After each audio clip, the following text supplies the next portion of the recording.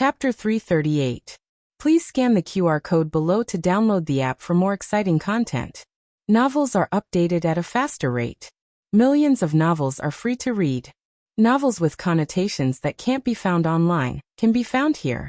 Grand concubine Jing's matter caused such a huge commotion that everyone in the palace knew that she had been ambushed twice in a day. Who do you think did it? In a corner of the palace, a group of palace maids and eunuchs gathered together to secretly discuss Grand concubine Jing's matter. Who else could it be? Think about it. Who in the palace doesn't want Grand concubine Jing to come back the most? Could it be the Grand concubine of Renshou Palace? Shoo! Lower your voice. Do you want to be beheaded? Don't even mention the name of that person. Keep it in your heart and don't say it even in your dreams. Otherwise, just wait for your head to be chopped off. Hundreds of palace maids and eunuchs have died at that person's hands, if not 1,000. So cruel. The new palace maid trembled in fear. In fact, it wasn't just the palace maids and eunuchs who thought so. Even Empress Dowager Zhuang's niece, noble consort Zhuang, believed that her aunt was responsible for Grand concubine Jing's successive deaths. Your Majesty, this concubine heard that Grand concubine Jing was ambushed again. Does your Majesty already have a suspect in mind? Empress Xiao looked at the emperor in the study of Pure Flower's palace. Her implication was obvious. It was Empress Dowager Zhuang. Unexpectedly, the emperor denied it. Don't make wild guesses. It wasn't the Empress Dowager. Empress Xiao looked as if she had been struck by lightning as she stared blankly at the emperor. What did His Majesty say? It wasn't the Empress Dowager? Since when did His Majesty speak up for the Empress Dowager? He wanted nothing more than to blame it on Empress Dowager Zhuang. Your Majesty, Empress Xiao began. The emperor cut her off. All right, don't ask about concubine Jing's matters. We have our own plans. Go back and restrain the palace maids and tell them not to gossip. Empress Xiao replied in disbelief. Yes. Noble consort Zhuang went to Renshou Palace with a smile and walked into Empress Dowager Zhuang's study. She smiled as she walked. Aunt, you're too amazing. How did you do it? He also taught that vixen, Grand concubine Jing, a lesson without leaving any evidence behind. I heard that His Majesty did not suspect you at all. There were a few eunuchs in the Palace of Earthly Tranquility who gossiped. Guess what happened? They were all dealt with by the Empress. Auntie, you are really...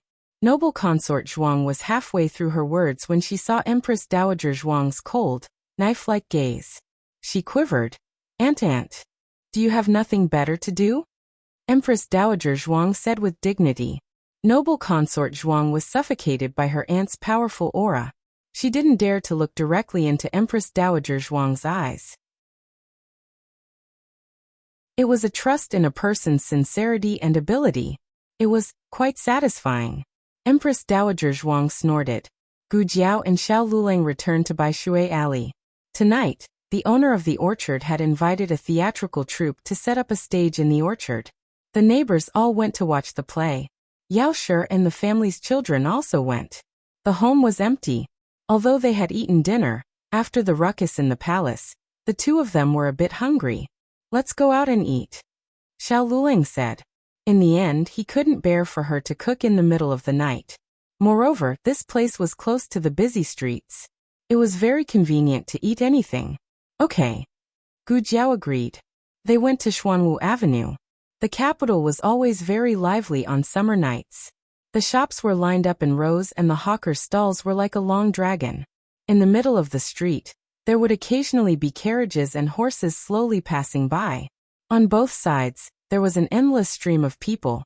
In the past, it had always been Gu Jiao who walked on the outside. She had to protect her husband. Today she had been placed on the inside by Xiao Lulang. Xiao Lulang leaned on his walking stick. Compared to last year, his body clearly had a bit more masculine strength. He helped her block the flood of people. However, there was a peddler carrying a load who did not walk on the middle path and insisted on walking on the inside. He almost bumped into Gu Jiao. Xiao Lulang pulled on her arm. His hand did not immediately let go.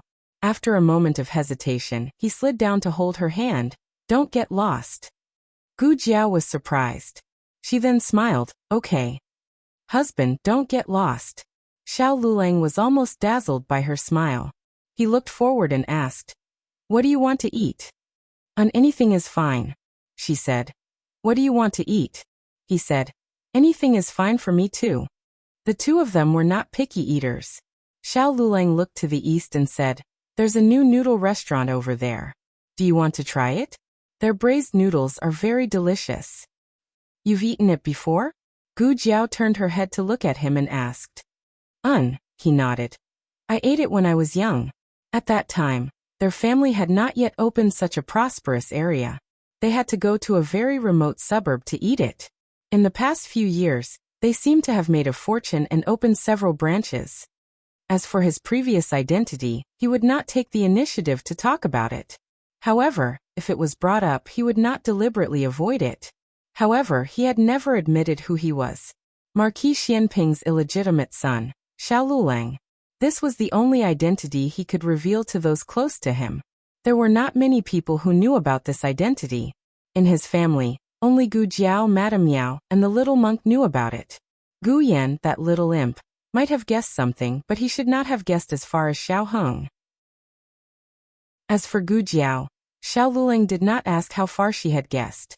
And Gu Jiao did not seem to want to get to the bottom of this matter. She respected him and trusted him. It had nothing to do with who he was. Gu Jiao curved her lips. "All right, then let's go eat braised noodles." Although this noodle restaurant was newly opened, both the upper and lower floors were full. "Oh, it's already so late and there are still so many people eating noodles?" Gu Jiao asked strangely. The waiter smiled apologetically. "It's a newly opened restaurant. Most of the customers are regular customers. Moreover, our restaurant doesn't only have noodles. Our cold dishes and stews are also the best. It's hot right now, so it's hot to eat inside. How about this little one set up a table in the courtyard for you two to cool down?" There were several tables set up in front of the restaurant. At a glance, it looked just like the food stalls in her previous life. Gu Jiao felt a bit closer to this place. Xiao Lulang looked at her and then said to the waiter, "All right, you can set it up." "Two guests this way please." The waiter welcomed the two of them into the noodle restaurant with a smile. They walked through the main hall and arrived at the spacious courtyard. The courtyard was very large and very quiet, but their vision was not obstructed. Sitting here, they could see everything in the restaurant. It was like they could see the world's thousands of sales. The waiter brought over a table and a long bench. The two of them sat on a long bench and ordered a bowl of braised noodles and 2 cold dishes. They did not order the stews because it would be a waste if they didn't finish them. While they were waiting for the braised noodles, the waiter came over with a smile and asked, "2 guests, our restaurant has run out of tables. 2 more guests have arrived. Can they sit at the same table as you?" The two of them had no objections. The waiter led the guests over. No one would have expected it to be the Crown Prince and the Crown Princess. The two of them were traveling incognito and did not bring any palace maids or eunuchs. They only had a court expert as their driver. The Crown Prince and the Crown Princess clearly did not expect to meet Xiao Lulang and Gu Jiao here. Whenever the Crown Prince saw Xiao Lulang, he would think of that thick stack of math problems and his head would instantly hurt. The Crown Prince had never seen Gu Jiao before. He only saw Xiao Lulang sitting together with a woman, and was rather surprised. He had heard that Xiao Lulang was married. Was this woman Xiao Liulang's wife, or one of those shady women he had outside? The Crown Prince did not care. Women were originally the accessories of men. Whether or not this woman was Xiao Liulang's wife, the Crown Prince would not look her in the eye. The Crown Prince knitted his brows and was a bit unwilling to eat here.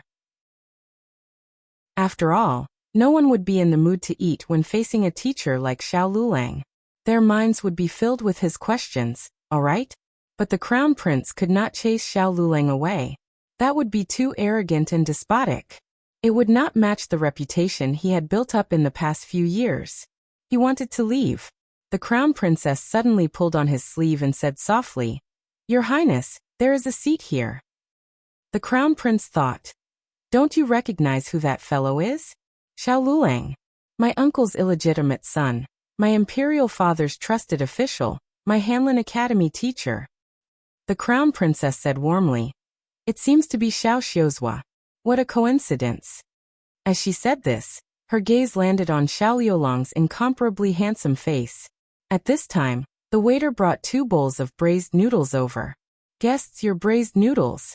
Xiao Liulang did not even look up. It seemed like the waiter was too loud, so he did not hear the crown princess's words. The crown princess was slightly embarrassed. The crown prince thought that her words were directed at him, and sighed helplessly. "Yes, it's him. What a coincidence." The crown princess's eyelashes trembled slightly.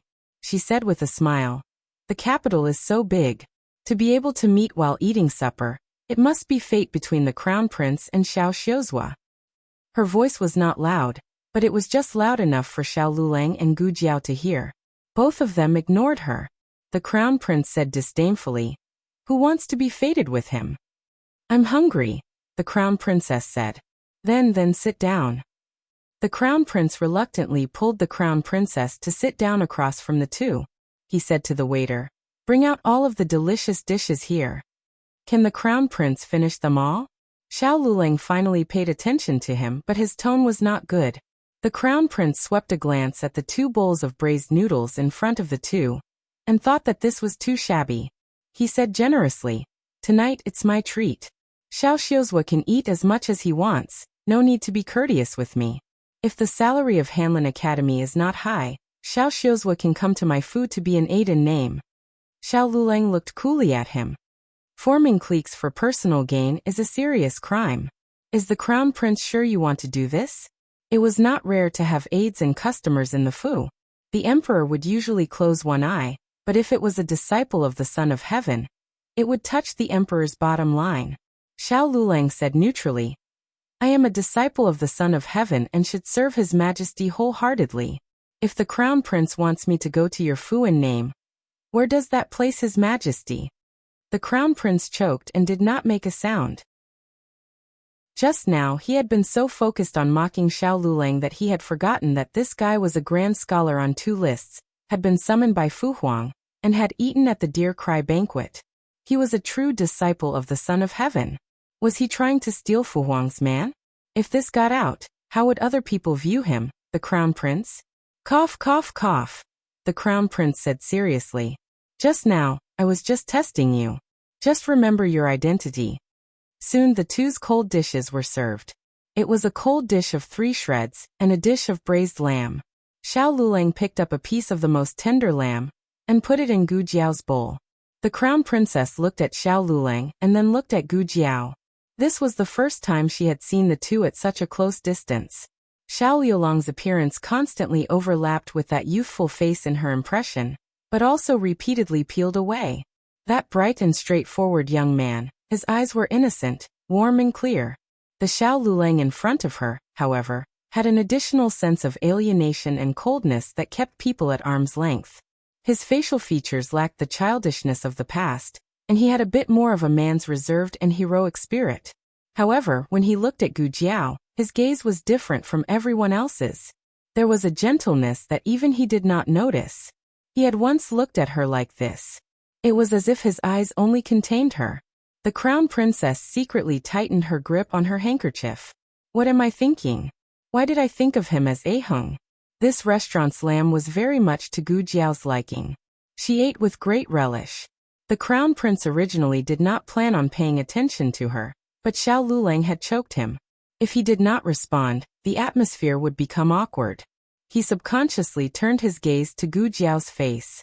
If he did not look, he would not know. Once he did, he was given a fright.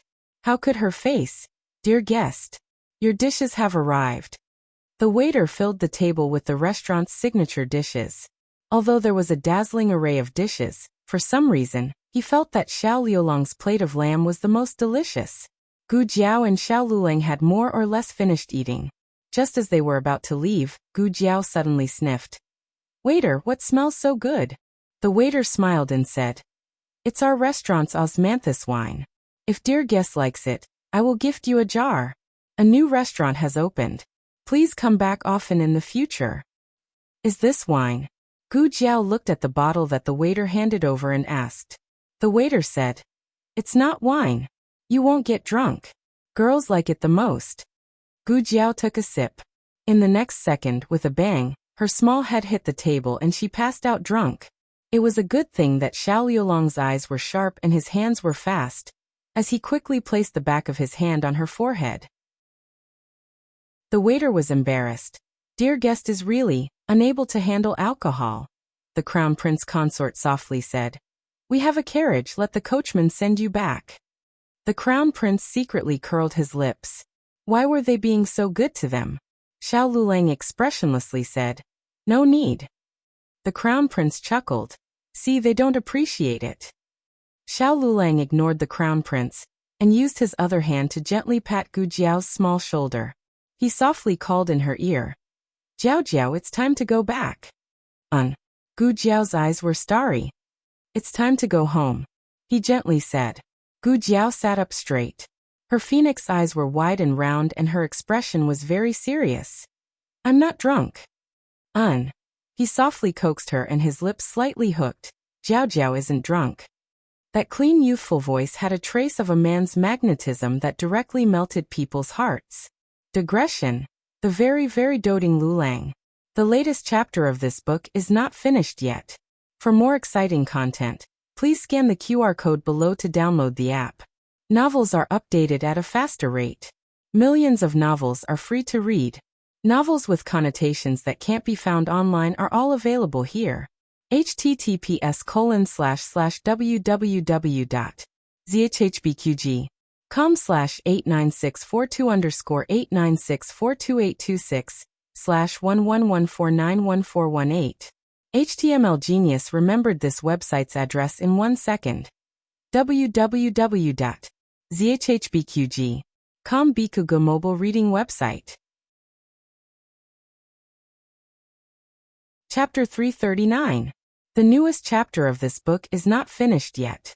For more exciting content, please scan the QR code below to download the app. The novel will be updated even faster. Millions of novels will be read for free.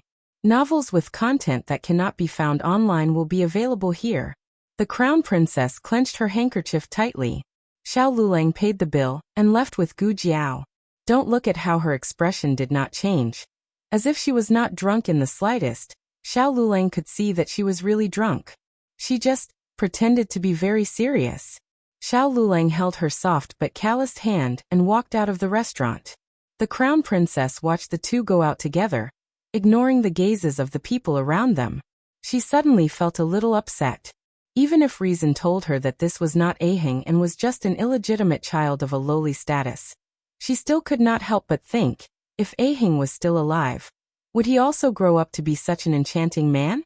It was not that the previous Xiaoheng was not handsome enough, but at that time, Xiaoheng still had a childish air. He was a child's handsome face. Although he could still dazzle time, he would not cause people to have romantic thoughts. Unlike the current Xiao Lulang, who had a unique temperament between a young man and a young man. His appearance, his aura, and even his cold and distant aura that kept people at a distance all made women mesmerized. He seemed to be a little taller than the Crown Prince. Before Xiaoheng passed away, he did not even reach the Crown Prince's chin. "Lin Lang." The Crown Prince called her. The Crown Princess' eyelashes trembled slightly. "My handkerchief is dirty. I will go to the carriage to get a new one." As she spoke, she stood up and walked out.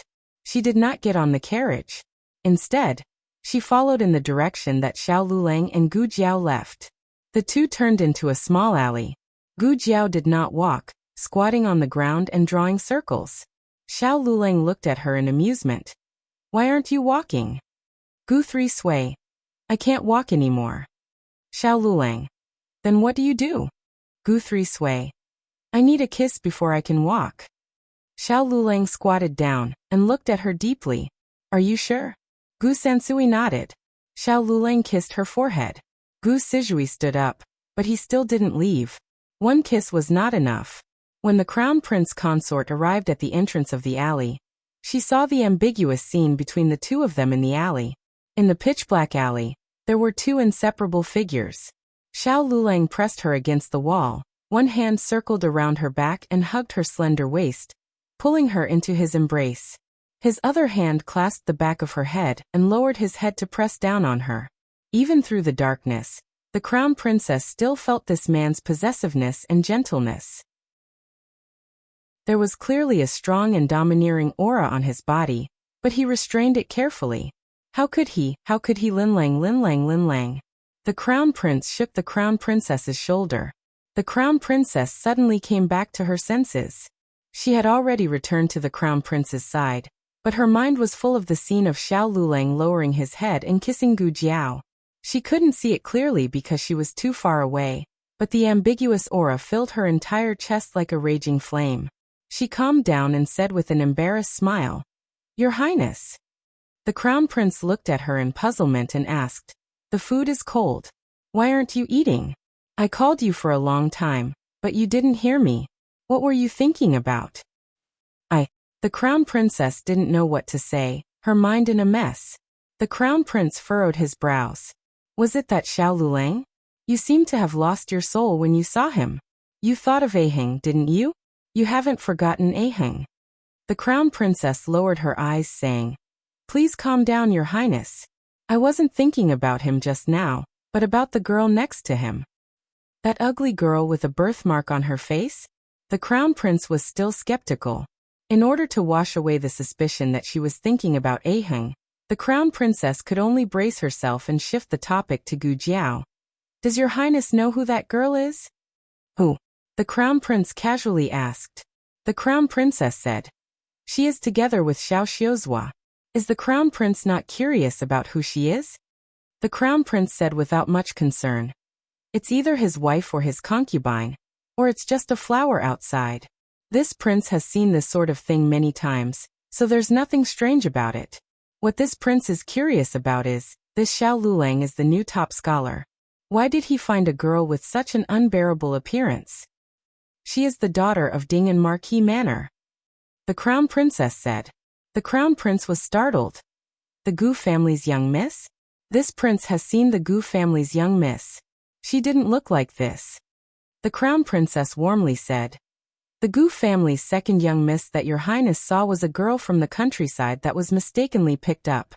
The one just now was the true daughter of the first wife of the Marquis Manor." Oh, the crown prince suddenly realized. This prince remembers now.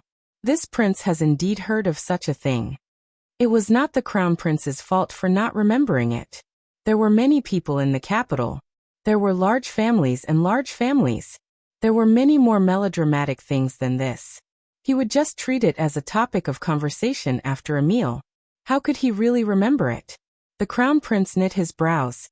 "Then the crown princess said. "She is Xiao Liulang's wife.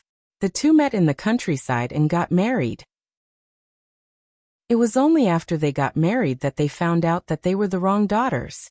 The crown prince snorted. "It seems that Xiao Liulang's luck is quite good. A poor boy from the countryside casually married a small village girl, and actually married the Marquis Manor's daughter. Although she is a bit ugly, her status is not bad." The crown princess paused, then said, "But this concubine has heard that this young Miss Gu has never returned to the Gu family. Why has she not returned?" the crown prince asked in confusion. "This concubine is not clear." The crown princess shook her head. The crown prince thought for a bit. "Perhaps she is too unpresentable, and the Ding and Marquis Manor cannot afford to lose this person." The crown princess slightly shook her head. "Does the crown prince know about the bellows?" Halfway through her words, a hearty laugh came from the entrance to the courtyard. "Second brother. Old fourth." The crown prince's eyes lit up and he quickly waved at him. "Why have you also come? Quickly sit, quickly sit. Didn't I hear that their family opened a new store? I happened to pass by and did not think that second brother would also be here." The fourth prince came to the table and cupped his hands in greeting to the crown princess, second sister-in-law. The crown princess smiled and nodded. The two brothers naturally had things to say, and did not continue the previous topic. The crown princess silently drank the osmanthus wine in her cup. On the other side, Xiao Lulang brought a certain person home. This time, the osmanthus wine was too strong. It was not something that the wine that Xiao Lulang brought back from the provincial capital, or Gu Jiao's pear blossom wine could compare to. Gu Jiao could not take it the moment she arrived home. She threw herself face down on the soft bed and fell asleep. Gu Jiao slept too deeply. When she woke up, the men in the family had already gone to work or school. Yuyar brought in a bowl of hangover soup. Eldest miss, you're awake? Before son-in-law left, he told me to let you drink a bowl of hangover soup first when you wake up. Gu Jiao was fine now, but since it was her husband's good intentions, she still obediently drank it. She went to see Yao Shi. Yao Shi was fine, but the fetal movement was very strange. It's not moving at all. I'm afraid that it's... Yao Shi did not say anything inauspicious. Gu Jiao took out a stethoscope and listened to the little fellow's heartbeat. It's normal. Don't worry. Yao Shi held back for a long time before saying in a wrong tone. She is so lazy. Other than when Marquis Gu came, the little fellow would move a lot and kick around with his little feet. The rest of the time, he would not move at all. If her daughter did not have a way to hear the little fellow's heartbeat, Yao Shi would have thought that something was wrong with the little fellow in her belly. Isn't the first child like this? Gu Jiao asked. You and Yan love to cause trouble in my belly. It caused Yao Shi to be unable to sleep all night. At that time, she felt that it was very tiring. This pregnancy was comfortable, but she felt uneasy. Gu Jiao nodded. Oh, then it's possible that he really is a lazy baby. Yao Shi's belly swelled up. It was like a silent protest. Gu Jiao went to the medical center. To her surprise, she saw Huang Zhong. Huang Zhong had been building a manor with Marquis Gu, and had not returned to the capital for a long time. Eldest Mississippi, Huang Zhong respectfully saluted. Is something the matter? Gu Jiao asked. It's like this. The Marquis wanted me to send some banknotes to young Miss. As Huang Zhong spoke, he pulled out a brocade box. This is 1,000 taels. Eldest Miss, please accept it. Oh. Gu Jiao accepted it. Huang Zhong was dumbfounded. That's not it. Eldest Miss, isn't your reaction a bit off? Are you not going to ask why the Marquis suddenly sending you banknotes? The truth was that the old Marquis had somehow found out that the Marquis had cut off the young master's monthly allowance.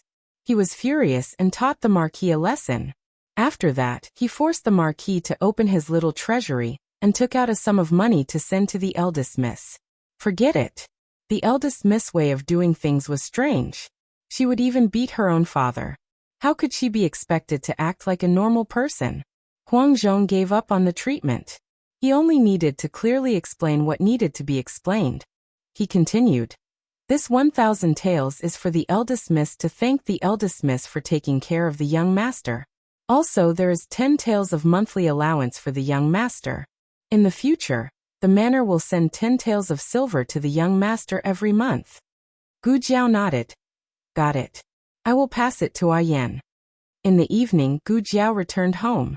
Gu Yan, who was shoveling chicken poop, received the 10 taels of silver from the Marquis. He put his hands on his waist and laughed 3 times. Little monk. He found little Jing Kong in the vegetable garden in the front yard. He proudly stuffed the shovel and small dustpan into the little Jing Kong's little hands. Well, from now on you can shovel chicken poop yourself. Little Jing Kong frowned and looked at him. Are you slacking off again? Gu Yan raised his eyebrows and smiled. He bent down and took the 2 silver ingots in front of him, saying proudly, See? What is this? Little Jing Kong cast a sidelong glance at him. Are you stupid? You have to ask me about this. Hiss. Gu Yan was so angry that he took a deep breath. He knelt down on one knee and looked at the little guy. I have money now. I can pay back the money I owe you. I don't have to work part-time to pay my debts anymore. Really? Little Jing Kong dragged his tone and looked at him suspiciously. Gu Yan chuckled and said, Of course it is. This is real money. If you don't believe me, you can ask Jiao Jiao. Generally, a 4-year-old child would not recognize the specific size of silver, but little landlord had been collecting rent for more than half a year. He paid 30 taels of silver a month, so he was very familiar with silver. This is 10 taels of silver. Little Jing Kong said. Yes, it is 10 taels of silver. Gu Yan nodded. Little Jing Kong said. Oh, do you know how much you owe me? This question made Gu Yan speechless. Yes, how much did he owe the little guy? Little Jing Kong put down the small spatula and small dustpan, and took out a small account book from his arms. He flipped through it and said to Gu Yan seriously, You borrowed a total of 50 taels of silver from me. The interest is 3 cents. That is to say, the monthly interest is 1.5 taels. You have been in debt for 9 months, so the total interest is 13.5 taels. Guyen was stunned. But I have been working for so long. How can this be calculated? Little Jing Kong shook his head helplessly and broke the account book into pieces for him to calculate. He did not use an abacus and directly calculated in his mind. You have 4 main sources of income. Feeding the chickens once a day, 5 copper coins. Walking the chickens once a day, 5 copper coins. Cleaning the chicken poop once a day, 5 copper coins. Praising me once a day, 10 copper coins. Guyen was confused. Why do I praise you so much? He did not think much of it before, but after listening carefully today, he felt that it was a scam. Little Jing Kong said seriously. Isn't it because I have too many good points? It is easier for you to earn money. I am thinking for you. Guyan's face was full of doubt. Do I look easy to fool? Little Jing Kong. You are indeed easy to fool in terms of knowledge. Little Jing Kong cleared his throat and flipped to a page. He looked at the data in the account book and continued. But you have not praised me for 8 months. You have only praised me for 1 month, so the total is 300 copper coins. Cleaning the chicken poop 100 times, 500 copper coins. Walking the chickens 20 times, 100 copper coins. Feeding the chickens 35 times, 175 copper coins. The total is 1 tael of silver and 75 copper coins. Adding the 10 taels of silver you have, it is 11 taels of silver and 75 copper coins. He closed the account book and sighed like a little adult. All your assets are not even enough to pay me the interest. Guyen was stunned. This, Little Jing Kong flipped to another page. I haven't counted the chickens that you have spoiled, so I will deduct 100 copper coins. For saying that I am not cute, I will deduct 500 copper coins. Guyen was furious. Why are you deducting so much? Little Jing Kong said. Little Ba stole chicken food 3 times, so I will deduct 200 copper coins. Guyen looked at the stupid little dog. Little Ba lay on the ground and covered its eyes with its paws. I can't see it, I can't see it, I can't see it. Guyen was so angry. How dare you steal chicken food? Do you still remember that you are a dog? Guyen clenched his fists. Aye. How would I know that you did not just casually record it? Little Jing Kong said frankly and confidently. Every time I record the accounts, I ask Jiao Jiao to sign it. Jiao Jiao is the guarantor. If you have any questions, you can ask Jiao Jiao directly. Baby Gu felt wronged. Baby Gu did not say anything. Little Jing Kong kept the account book and bent down to pick up the small spatula and dustpan on the ground. He put them back into Guyan's hands and patted Guyan's. He wanted to pat Guyan's shoulders, but he was too small to do so. He could only pat Guyan's thigh. Okay, now you can go scoop chicken poop. Brother Yen, good luck. Guyen. Wu, the latest chapter of this book is not finished yet. For more exciting content, please scan the QR code below to download the app. Novels are updated faster and more complete. Millions of novels are free to read. All the novels that cannot be found on the internet are available here. https://www.zhbqg.com/89642_896428226/1114911099. HTML Genius memorized the website's address. www.zhbqg.com Bikugo mobile reading website. Chapter 340. The latest chapter of this book is not finished yet. For more exciting content, please scan the QR code below to download the app. Novels are updated faster. Millions of novels are free to read. Novels with connotations that can't be found online are all here. In the middle of June, there was a rainstorm in the capital that lasted for 5 days. Many fields and houses were flooded. The Ministry of Works was busy dredging the sewers in the capital. Even Empress Dowager Zhuang's residence was temporarily suspended. Marquis Gu was called back to take on the task at hand. The Ministry of Revenue was busy helping the people resume farming. Some of the Hanlin officials who knew agriculture were also transferred to the countryside. Xiao Lulang was among the conscripted. The day before departure, he went to Rinshou Palace to say goodbye to Empress Dowager Zhuang. In the study, Empress Dowager Zhuang looked at the accounts and snorted. It's not that far away. It's only a day's drive. Why do you have to say goodbye? As soon as she finished speaking, Eunuch Qin came in with a bag. Xiao Xiuzhu, the things for you have been put away. They were all personally selected by the Empress Dowager. This servant was just about to send them to Bishui Alley when you came by yourself. Xiao Luleng looked at the 2 bags full of things, and then looked at his grandaunt. Oh, what happened to not saying goodbye? Empress Dowager Zhuang glared at Eunuch Qin. Eunuch Qin touched his nose resentfully. Oh, this servant remembered that there are still some accounts that I haven't finished reading. This servant will go first. After saying that, he ran away like a wisp of smoke. When do you leave? Empress Dowager Zhuang asked. Tomorrow morning. Xiao Luleng said. Empress Dowager Zhuang asked. Who else is there besides you? Xiao Luleng said. Wang Xiuzhu Li Xiuzhu, Yang Shishir. Empress Dowager Zhuang said lightly, come in. Eunuch Qin stepped in. Empress Dowager, what are your orders? Empress Dowager Zhuang said. Ijia has a few scriptures to copy. Go to Hanlin Academy and let Yang Shishir copy these scriptures. No need, grandaunt. Xiao Luleng said. How can you use a sledgehammer to kill a chicken? I can handle it.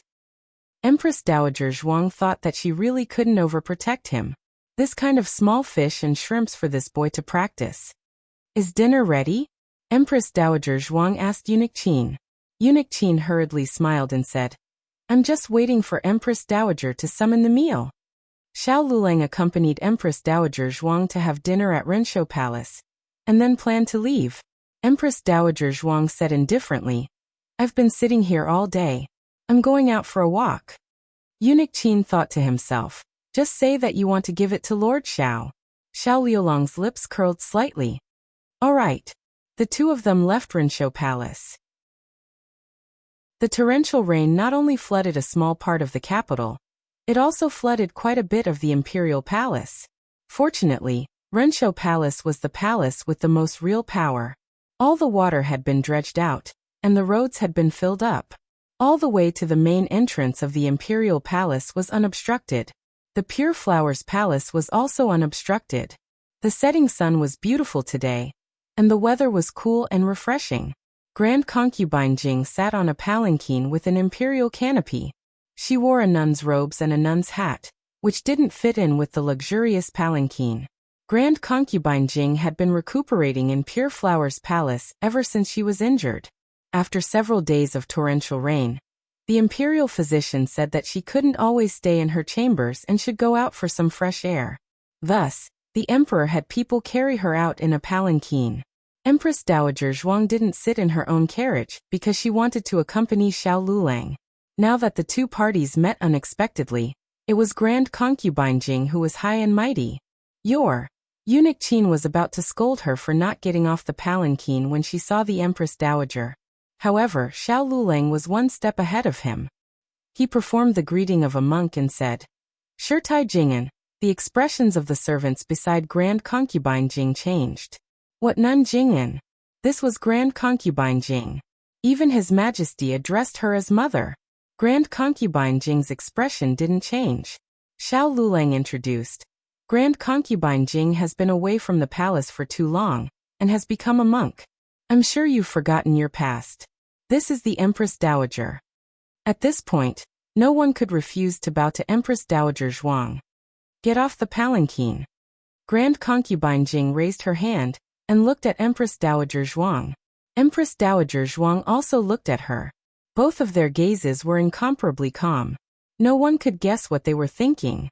Granny Kai reached out and helped Grand Concubine Jing up. Grand Concubine Jing's body was still in pain, but the injury wasn't in any place. It was awkward and slow to heal. Grand Concubine Jing held Granny Kai's hand and slowly walked to Empress Dowager Zhuang. She made a Buddhist bow. This humble nun. Without waiting for her to finish, Empress Dowager Zhuang left without looking back. Grand Concubine Jing's body froze in the middle of her bow. Everyone in the palace saw her awkward and embarrassed state. Empress Dowager Zhuang's aura was undoubtedly powerful and shocking. She didn't need to look down on anyone on purpose. She naturally had the aura of being number one in the world. Grand Imperial Concubine. A young palace maid came forward to support her. Grand Concubine Jing's eyelashes trembled. I'm fine. Empress Dowager Zhuang accompanied Xiao Lulang all the way to the imperial garden. Xiao Lulang stopped and said to her, Great-aunt, please go back. It's getting late. Amen. Empress Dowager Zhuang faintly responded. She looked into his eyes and warned, Be careful. I understand. Xiao Lulang nodded. He glanced in the direction of Pure Flower's palace and said, I'll leave Jiao Jiao in your care, Great-aunt. Empress Dowager Zhuang rolled her eyes. I will naturally take care of my Jiao Jiao. Do I need you to remind me? Xiao Lulang chuckled. Then I'll take my leave first. Amen. Empress Dowager Zhuang watched Xiao Lulang disappear at the end of the path before turning around to return to Renshou Palace. She noticed that eunuch Qin was lost in thought. She glared at him and said, What are you spacing out for? Let's go. Eunuch Qin sighed ruefully. When Xiao Xiuzhuang smiles, he looks very good. Empress Dowager Zhuang thought, Of course he looks good. How could the young marquis who was crowned at the age of 13 not have some good looks? It's just that this child doesn't like to smile. This didn't seem right either. He used to love to smile. When he was young, the entire imperial garden was filled with his chuckles. It was that fire at the imperial college that burned away his laughter. Was that fire really an accident? If Xiao Heng survived, then who was the charred corpse that died in the fire? When Xiao Lulang woke up the next day, Gu Jiao had already packed his luggage. This wasn't the first time he was going on a long journey. In the past, he was rushing to take the imperial exams. Now he was going on a business trip. The mosquito repellent incense is in this bundle.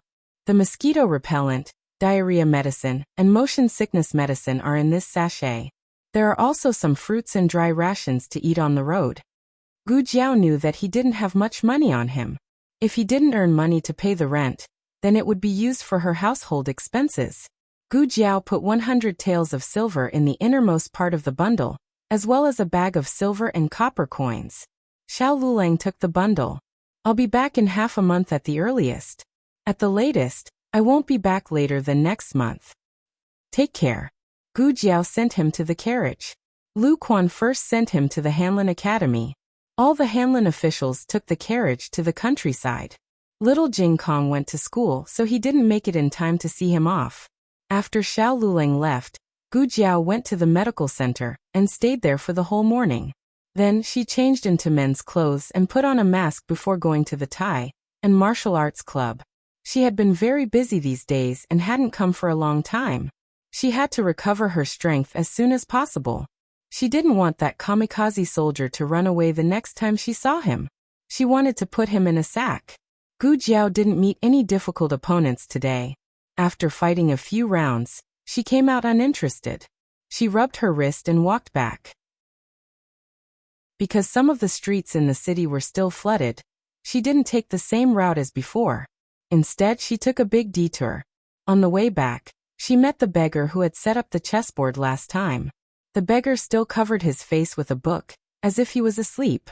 In front of him was a different chessboard from last time. Gu Jiao looked at it curiously. This time, the chessboard was obviously more difficult. She didn't solve it as quickly as last time. She began to deduce in her mind. There were more than 10 moves in this chessboard, and each move would produce dozens of chessboards. Ordinary people couldn't deduce with such a huge amount of data in their minds. After about half an hour, Gu Jiao opened her eyes. She picked up a chess piece and put it on the chessboard. Just as she was about to leave, a skinny old hand suddenly grabbed her wrist. It was the old beggar. She was so focused on deducing the chessboard that she didn't notice that he had woken up. The old beggar grabbed her wrist and said, "Hey, you want to leave after playing my game? Don't you see what's written on this sign?" It was a broken wooden sign that Gu Jiao had seen before. It said 10 taels per game. Oh. Gu Jiao stretched out her hand. The old beggar looked at his empty hand and was surprised. "What? Didn't you want to give me money?" Gu Jiao pointed at the wooden sign. 10 taels. The old beggar gasped. "You're the one who gave me 10 taels." No, listening to the voice, This little girl was a girl? Oh, so he wasn't asking for help to solve the chessboard. Gu Jiao misunderstood. She thought about it and said strangely, "But this kind of broken chessboard is worth 10 taels?" The old beggar almost choked to death. He pointed at the chessboard on the ground. What did you say? Solve the chessboard? You call this a broken chessboard? Gu Jiao said innocently. 10 taels of silver is the living expenses of a family of 10 in the countryside for 2 years. You're charging so much, so you should at least play something difficult, right? The latest chapter of this book is not finished yet. For more exciting content, please scan the QR code below to download the app. Novels are updated faster and more complete. Millions of novels are free to read. There are all kinds of novels that you can't find on the internet. https://www.zhbqg.com/89642_8964226/111491002. HTML Genius remembered this site's address in 1 second. www.zhbqg.com Bikugo mobile reading website. Chapter 341. The latest chapter of this book is not finished yet. For more exciting content, please scan the QR code below to download the app. Novels are updated faster. Millions of novels are free to read. Novels with content that can't be found on the internet are all available here. The old beggar almost spat out a mouthful of blood. Were all kids nowadays so arrogant? The old beggar rolled up his sleeves. If you have the ability, play a game with me. I'll let you have 9 stones. If you can beat me. Forget it, you don't have to beat me. If you tie with me, you win. I'll give you 10 taels of silver. Okay. Gu Jiao agreed without hesitation. The old beggar looked at Gu Jiao suspiciously. You agreed so quickly? Aren't you afraid that I'll renege? Regardless of whether she was confident or not, this child dared to say such arrogant words because she was conceited and proud. But he was an old beggar. Wasn't she afraid that he would renege? I'm not afraid. Gu Jiao shook her head and said. The old beggar looked at her deeply and nodded secretly. Although this child was a little arrogant, her heart was pure, and she was willing to believe others. Gu Jiao, you think too much. If you dare to renege, I'll beat you. The old beggar cleaned up the stone chess pieces on the chessboard and put them into 2 broken bowls according to their color. He put a bowl of black stones with ink on it in Gu Jiao's hand. You play black. She played black first. He said that he would let her have 9 stones. Gu Jiao didn't refuse. He wanted to let her have the stones. She didn't force him. That's right. The old beggar looked at Gu Jiao's first chess piece. It was quite normal, with 3 or 4 small pieces. If he chose 3 or 3, he would be able to win immediately. However, he had promised to give her 9 pieces. Next, he would see how she would play. Gu Jiao's first 9 stones were all ordinary. The old beggar thought that she had wasted the 9 stones he gave her. Did she know how to play chess? Was she just a blind cat bumping into a dead mouse when she broke his game? Okay, it's your turn, Gu Jiao said to the old beggar. The old beggar took a white chess piece, which was actually a small stone, and put it on the chessboard.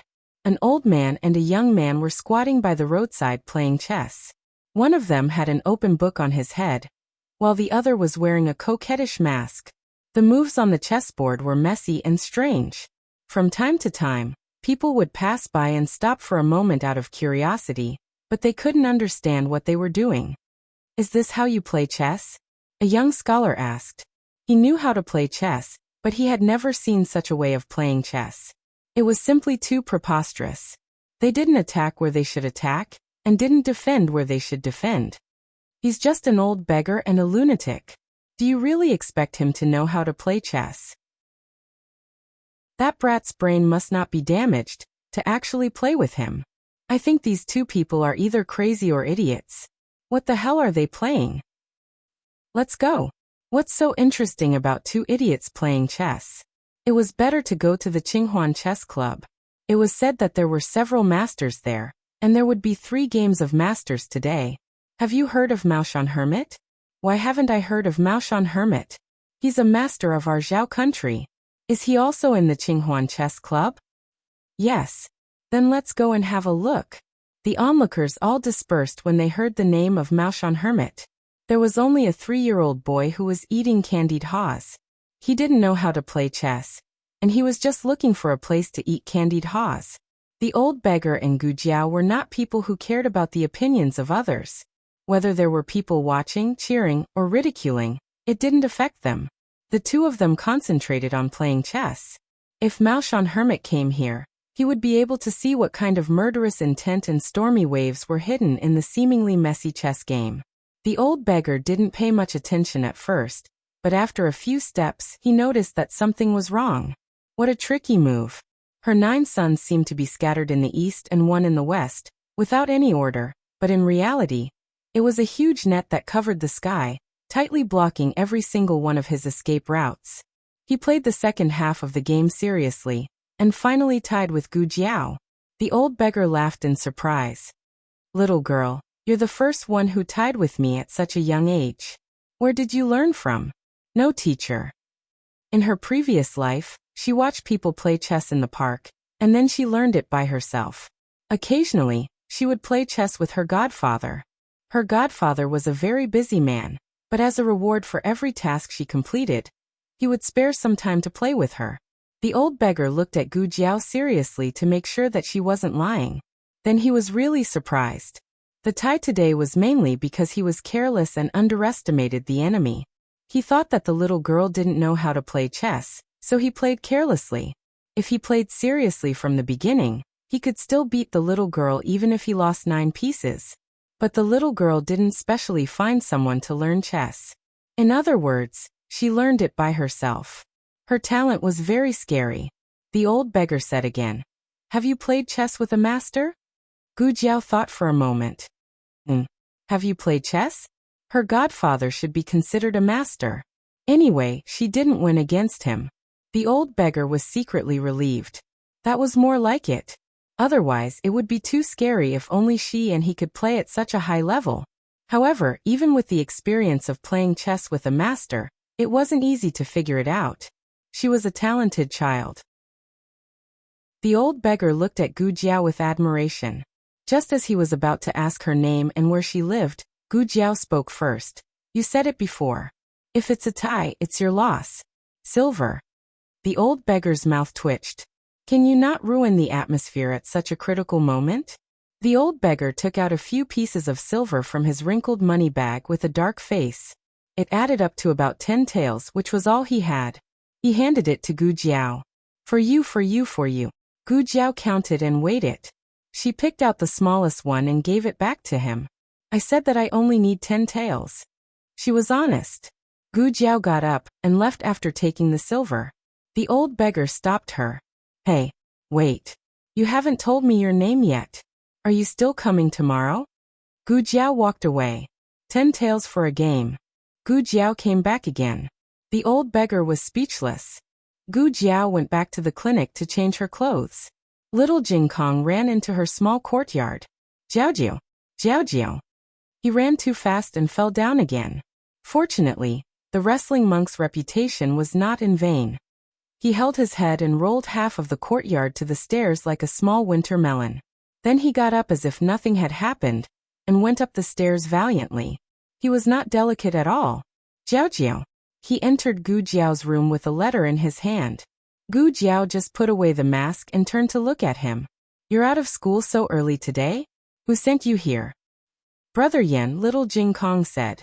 He didn't send him for free. He paid for the trip. That's right. In order to expand his business of paying off his debts, Gu Yen developed a program to send the little guy to the clinic after school. It cost 20 copper coins per trip. Where is he? Gu Jiao held the little guy's hand and led him to the wash basin. She fetched some water for him to wipe his sweat. Little Jing Kong obediently handed over his little head and let Jiao wipe it for him. He met his classmate outside the clinic and is talking to him. Did you fall again?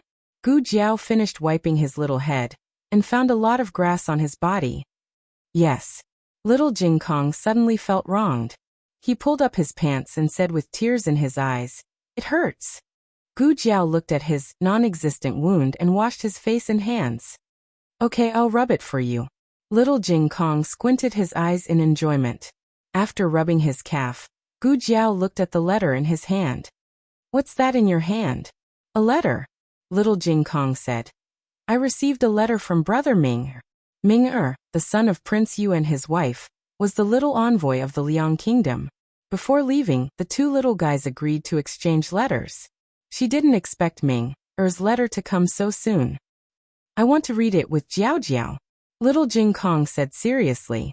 Gu Jiao smiled and said, okay. Little Jing Kong climbed onto Gu Jiao's lap and found a comfortable position to sit down.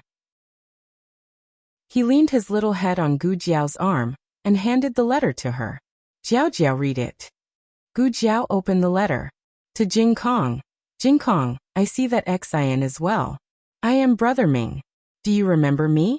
I had a fruitful trip to the Zhao Kingdom. I was so happy that I didn't think of home. After returning, you missed you and Brother Yu very much. Are you both well? Little Jing Kong's letter wasn't written entirely in vernacular, but Gu Jiao understood the general meaning. Ming-er and Prince Yu had returned to the Liang Kingdom 3 days ago. After that, Ming-er began to fulfill his promise to Little Jing Kong. Ming-er used Prince Yu's hunting eagle to send the letter to the Zhao Kingdom's royal courier station. This was also why Little Jing Kong could receive Ming-er's letter so quickly. The Liang Kingdom was very hot.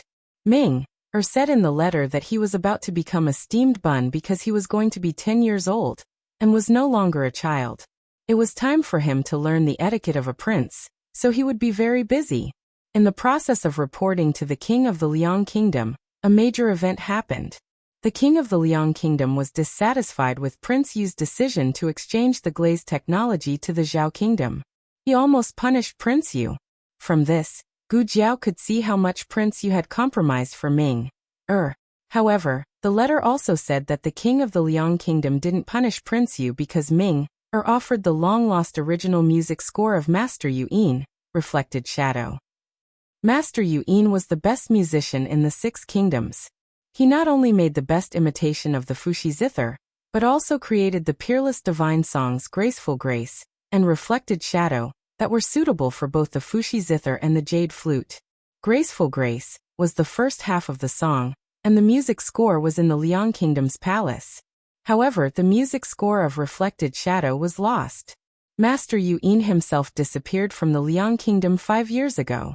The king of the Liang Kingdom was very fond of music and was proficient in it. He recognized at a glance that it was Master Yu Yin's original music score. He was so excited that he couldn't speak for a long time. Because of the music score of Reflected Shadow, the king of the Liang Kingdom pardoned Prince Yu's mistake. In the letter, Ming-er said that he didn't expect Little Jing Kong to give him such a precious thing. Well, actually Ming-er chose it randomly. Little Jing Kong gave Ming-er a farewell gift made of gold. Ming-er felt that it was too expensive and couldn't accept it. Thus, he chose a piece of scrap paper that he didn't think was expensive at all. He didn't know if this counted as a child who wasn't greedy. Sometimes he even had more candy to eat. In the letter, Ming-er expressed his gratitude and told Little Jing Kong that he also prepared a gift for him and was on the way. In addition, Ming-er asked Little Jing Kong how he got the music score. Did Little Jing Kong know Master Yu-in? Little Jing Kong spread his hands. I don't know him. Those are things that Master didn't want. The corner of Gu Jiao's mouth twitched. Things that he didn't want? Was a white-bearded old monk so rich? In a certain inn in a certain city in a certain country, a young and handsome monk with a tear mole under his right eye was drinking wine and eating meat. He sneezed mercilessly. Achoo! The moonlight was like a hook. In the small study of the Eastern Palace, the crown princess was sitting on a cushion and concentrating on playing chess.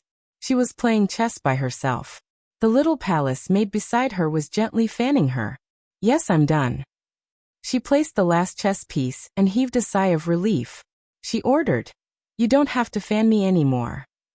The weather wasn't so hot after the rainstorm. Yes. The little palace maid closed her fan. The maid came forward and asked, Crown Princess, do you still want to play? Why don't you rest for a while and walk around? You've been playing for a long time. Okay. The Crown Princess also felt that her body was a little stiff and sore. She reached out her hand. The maid hurried forward to help her up. She said to the little palace maid beside her, "Go get some snacks and make a pot of flower tea." Yes. The little palace maid accepted the order and left. The crown princess strolled to the bed. A cool night breeze blew over, bringing along the fragrance of the courtyard. It made one feel relaxed and happy. The crown princess stood in front of the bed and stared blankly at the flowers in the garden that had already closed. She didn't take the tea and snacks that the little palace maid offered. The little palace maid looked at the maid awkwardly. The maid took the tray from her and said in a low voice, "I'll do it. You can leave." Yes. The little palace maid left. The maid put the tray on the table beside her and poured a cup of flower tea for the crown princess. "Crown princess, have some tea." The crown princess sighed. She took the teacup and took a sip. The maid asked, "Crown princess, do you have something on your mind?" The crown princess looked at the tea in the cup. "I wonder if they received His Majesty's letters to the 5 nations?" The maid said, "Crown princess, are you talking about His Majesty telling you to solve the Kuan situation? The Chun nation is the closest to us, so they should have received it. Next are the Jin nation and the Liang nation." "What about the Yen nation?" the crown princess asked. The maid thought for a moment. "The Yen nation isn't the farthest. It's just that there are too many checkpoints. Many places don't allow us to pass through." The Yen nation was the hegemon of the 6 nations and firmly held the position of being the leader. It would not allow anyone to pass through wherever it said. The maid continued, "However, it should be soon." The crown princess's eyes flickered. "I wonder if I can gain old Mr. Meng's favor?" The maid said with a smile, "Definitely. The crown princess is the first person to solve the Kuan situation in the 6 nations. How can old Mr. Meng not be amazed by your talent?" The crown princess muttered, "If only I can become old Mr. Meng's disciple." This way, she would have the backing and background of the Yen nation. Only when a person was deeply hurt would they remember it unforgettable. Even now, when she recalled the experience of going to the Liang nation, she felt as if there was a needle in her heart. She was clearly the most knowledgeable and talented, but she did not have the opportunity to speak. No one paid attention to her, and no one cared about her. She, who shone like a bright pearl in the Zhao nation, was just a grain of rice that fell into the ocean in the Liang nation. They did not care about her extraordinary strength or her gorgeous appearance. They praised those unattractive ladies, saying that they were as beautiful as fairies and had dignified manners. However, they could not even walk as well as her. In order to shine in the Liang nation, she walked 10,000 steps in a day. Her legs were numb from training, and she was the most elegant one when bowing. But who cared? She watched those so-called daughters of the upper nations answer the simplest questions and recite the most meaningless poems. She just sat alone in the corner. Finally, no one could answer. She thought that her chance had come. Unexpectedly, she heard the Liang nation's princess say, "Since that's the case, today will end here. Congratulations to Miss Morong, Miss Lin, and Miss Zhuge for becoming the top 3 in this banquet. I will reward you handsomely." Top 3 places. What a joke. With this kind of standard, they could become the top 3. She, who had real strength, sat on the bench for an entire night. Miss Zhuge was from the Zhao nation. The Zhao nation was also a lower nation.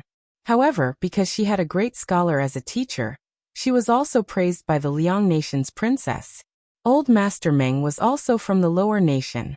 After he became the chess saint of the 6 nations, he was personally invited to the capital by the Yen nation's king. He was given the title of Yen nation's senior doctor and a mansion. If she could become old Master Meng's disciple, then she would no longer be looked down upon. She would have the opportunity to compete fairly with others. She would be able to use her true ability to shake the 6 nations. However, after he made a 10-tail bet with Gu Jiao, the old beggar fell into a deep melancholy. There was no other reason. He was a beggar. Where would he get the money? He had saved up 10 taels with great difficulty. But if he did not have it, then the little girl would not play chess with him. The old beggar was at his wits' end. When he passed by a chess club, he heard the people inside sighing. "I didn't expect Maoshan layperson to lose. That new player is so good. If I had known, I would have bet on him. The old beggar had an idea and pulled him back. Little brother, do you want to earn back the money? Digression, Crown Princess. God is giving me food to eat. Asterisk, asterisk, carrot, asterisk, asterisk, jiao jiao. God is chasing after me to feed me food. Oh, asterisk, asterisk. Oh, the latest chapter of this book is not finished yet. For more exciting content, please scan the QR code below to download the app. Novels are updated faster and more complete. Millions of novels are free to read. Novels with content that cannot be found on the internet are all available here. https://www.zhbqg.com/89642_896428226/111490790. HTML Genius remembered the website address in 1 second. www.zhbqg.com Bikugo mobile reading website. Chapter 342. The latest chapter of this book is not finished yet. For more exciting content, please scan the QR code below to download the app. The novel will be updated more quickly. Millions of novels will be read for free. There are all kinds of novels that can't be found online. At night, little Jing Kong replied to Brother Ming, with an emotional letter. Then he hung the letter around little Jing Kong's neck and carried little Jing Kong to the east room. Jiao Jiao, I have an eagle too. Using little Jing Kong to send a letter to Brother Ming. Gu Jiao was amused. She patted his little head and said, Little Jing Kong has never been to Liang State, so he doesn't know the way. Besides, even if he knew the way, wouldn't the letter fly away if he hung it around his neck? Why was this kid so funny? Little Jing Kong was no longer a little eagle chick. He was a real gerfalcon. He didn't understand what his little master wanted him to do. So he opened his eyes wide in confusion. Oh, that's good. Little Jing Kong was a little disappointed. If he used an eagle, it could fly very fast. Brother Ming, would receive his letter in 2 days. Can I use the 800-mile express? He really hoped that Brother Ming, would receive his letter soon. Gu Jiao looked at him and said, The public's letter can't be used for the 800-mile express. Little Jing Kong tilted his head. But I used it last time. I sent the letter to Master together with brother-in-law. Brother-in-law sent it to me with an express delivery of 800 miles. This little guy was probably fooled by Xiao Lulang. Well, since he was her husband, she wouldn't expose him. Gu Jiao said, Because Brother Ming isn't in Zhao State, the 800-mile express can't reach Liang State. Little Jing Kong lowered his little head. I see. Gu Jiao looked at the little fellow's depressed look and couldn't bear it. She thought for a moment and said, How about this? Let's go to the palace tomorrow to see my grandaunt and ask her if she has sent any official letters to the Liang Kingdom recently. Official letters are much faster than ordinary letters. If there are, we can bring your letter. Okay. Little Jing Kong was happy again. The next day, after little Jing Kong finished school at the Imperial College, Gu Jiao took him to the Imperial Palace. Gu Shaoshan and Gu Yin had to learn their skills, so they didn't bring them along. Little Jing Kong's Ming, gave him a letter with a red candle stamp on it. She begged Brother Shaoshan to make one for him. Gu Shaoshan carved his own seal, and then dripped the burning red candle on the seal of the letter. While it was still hot, he stamped the seal on it, and it was done. Not only that, but Gu Shaoshan also made him a beautiful and practical wooden box to hold the letter. Little Jing Kong took the wooden box and the gerfalcon little Nine. His little Jiao had not entered the palace before, so he decided to bring little Jiao to see the world. In addition, Jiao Jiao said that little Jiao had not been to the Liang Kingdom, and did not know the way. He wondered if he could send little Jiao to the Liang Kingdom so that little Jiao would know the way. He wasn't afraid that little Jiao would not be able to fly back. Little Jiao was a spirited gerfalcon. It had beautiful and shiny feathers. When it spread its wings, it was full of power to soar in the sky. The palace servants of Renshou Palace were afraid at first, but after observing for a while, they found that it really didn't hurt people. They became bolder and began to feed it and stroke it gently. However, they didn't know if it was an illusion. But why did this eagle look a little like a chicken? Don't all birds hop around on the ground? Why was it swaggering around like that? Recently, the imperial court had sent some official letters to the Liang kingdom. Empress Dowager Zhuang asked people to put little Jing Kong's wooden box in the accompanying letters, indicating that it was to be sent to Prince Yu's mansion. Little Jiu played in Renshou Palace for a while, then flapped its wings and flew out. Little Jing Kong ran out to find it.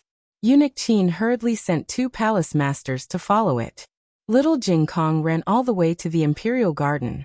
Little Jiu landed on the shoulder of a little fatty. The little fatty was none other than little Jing Kong's classmate, Qin Qiyu. Qin Qiyu hadn't gone to school for a few days. He had caught a cold and had been resting in Empress Zhao's cunning palace. He often went to the medical center, and little Jing Kong had taken little Jiu there several times.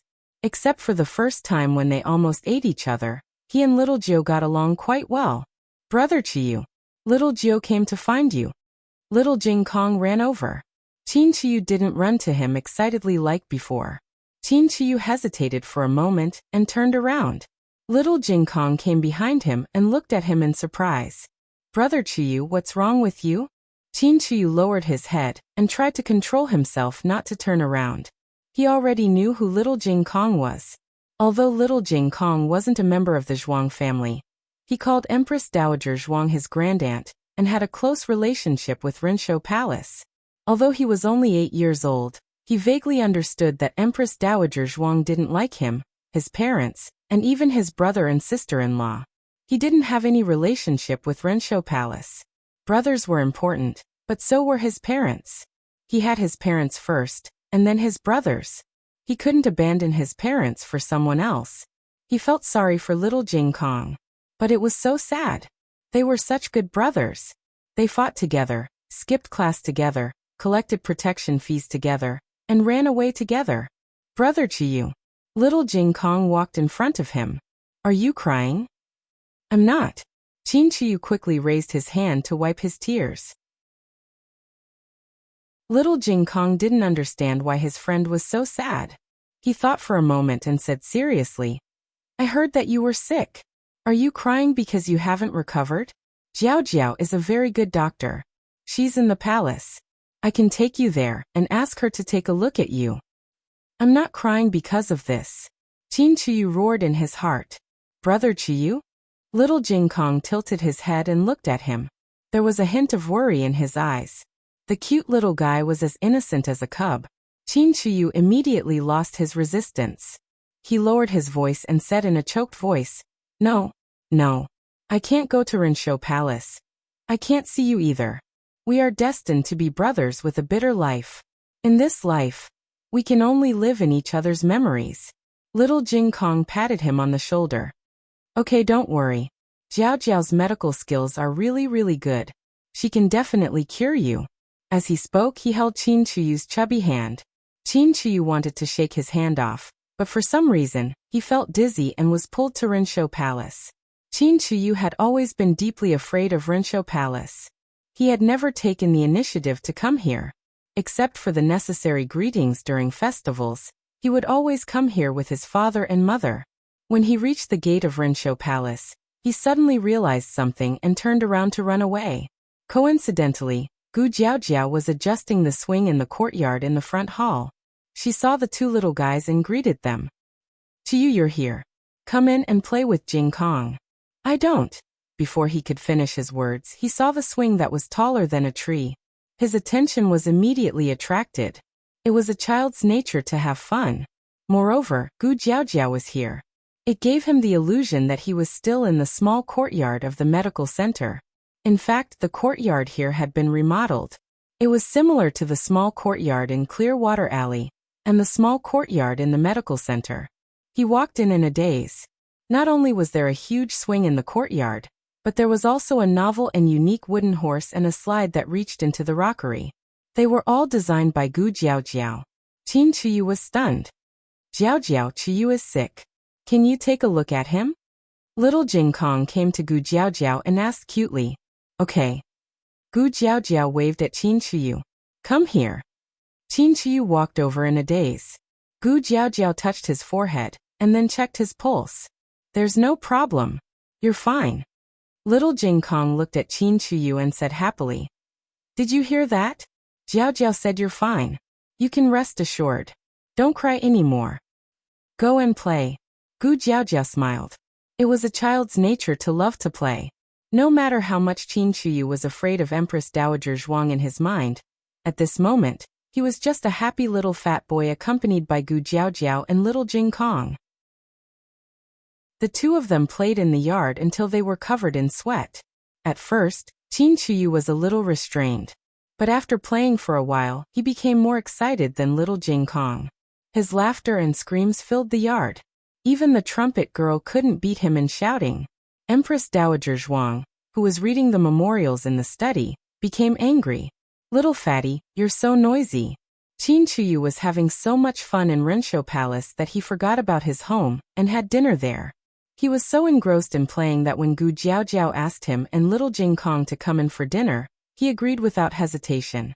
But when he saw Empress Dowager Zhuang sitting at the table with a dignified expression, he was so scared that his legs went soft, and he almost fell on the ground.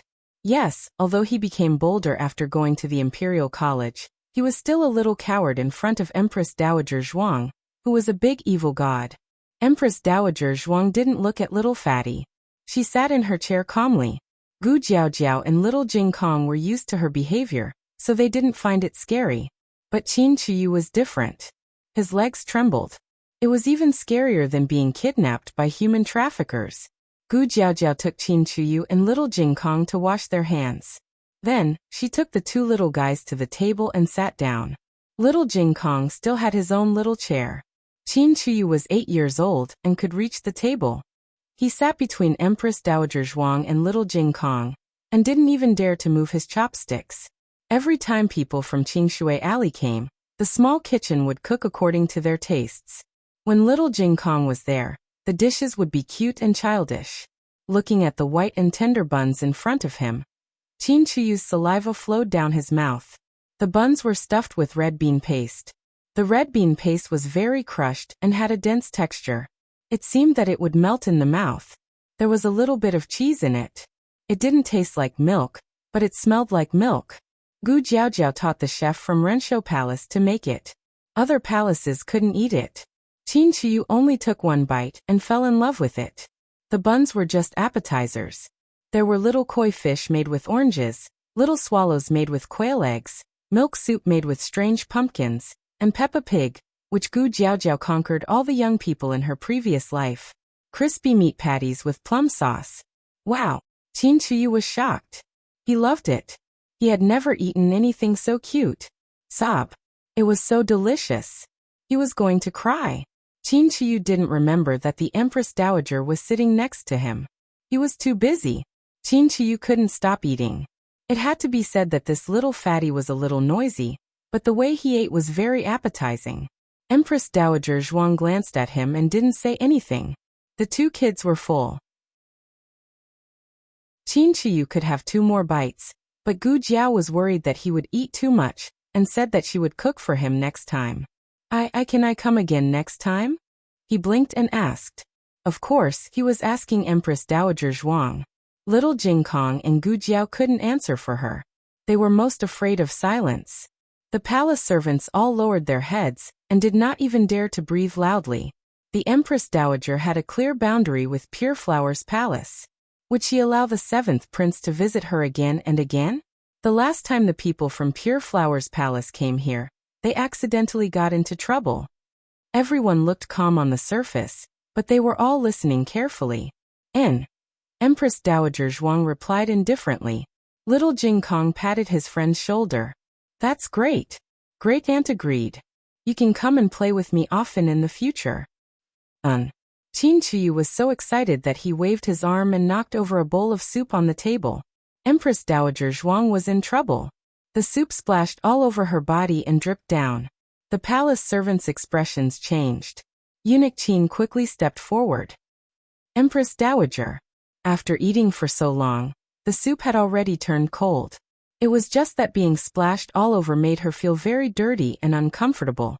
Eunuch Qin quickly took out a handkerchief to wipe Empress Dowager Zhuang, but he found that it was impossible to finish. This servant will help you change your clothes. Qin Chuyu was so scared that his face turned pale. Empress, Imperial Grandmother. He heard that Imperial Grandmother ate people.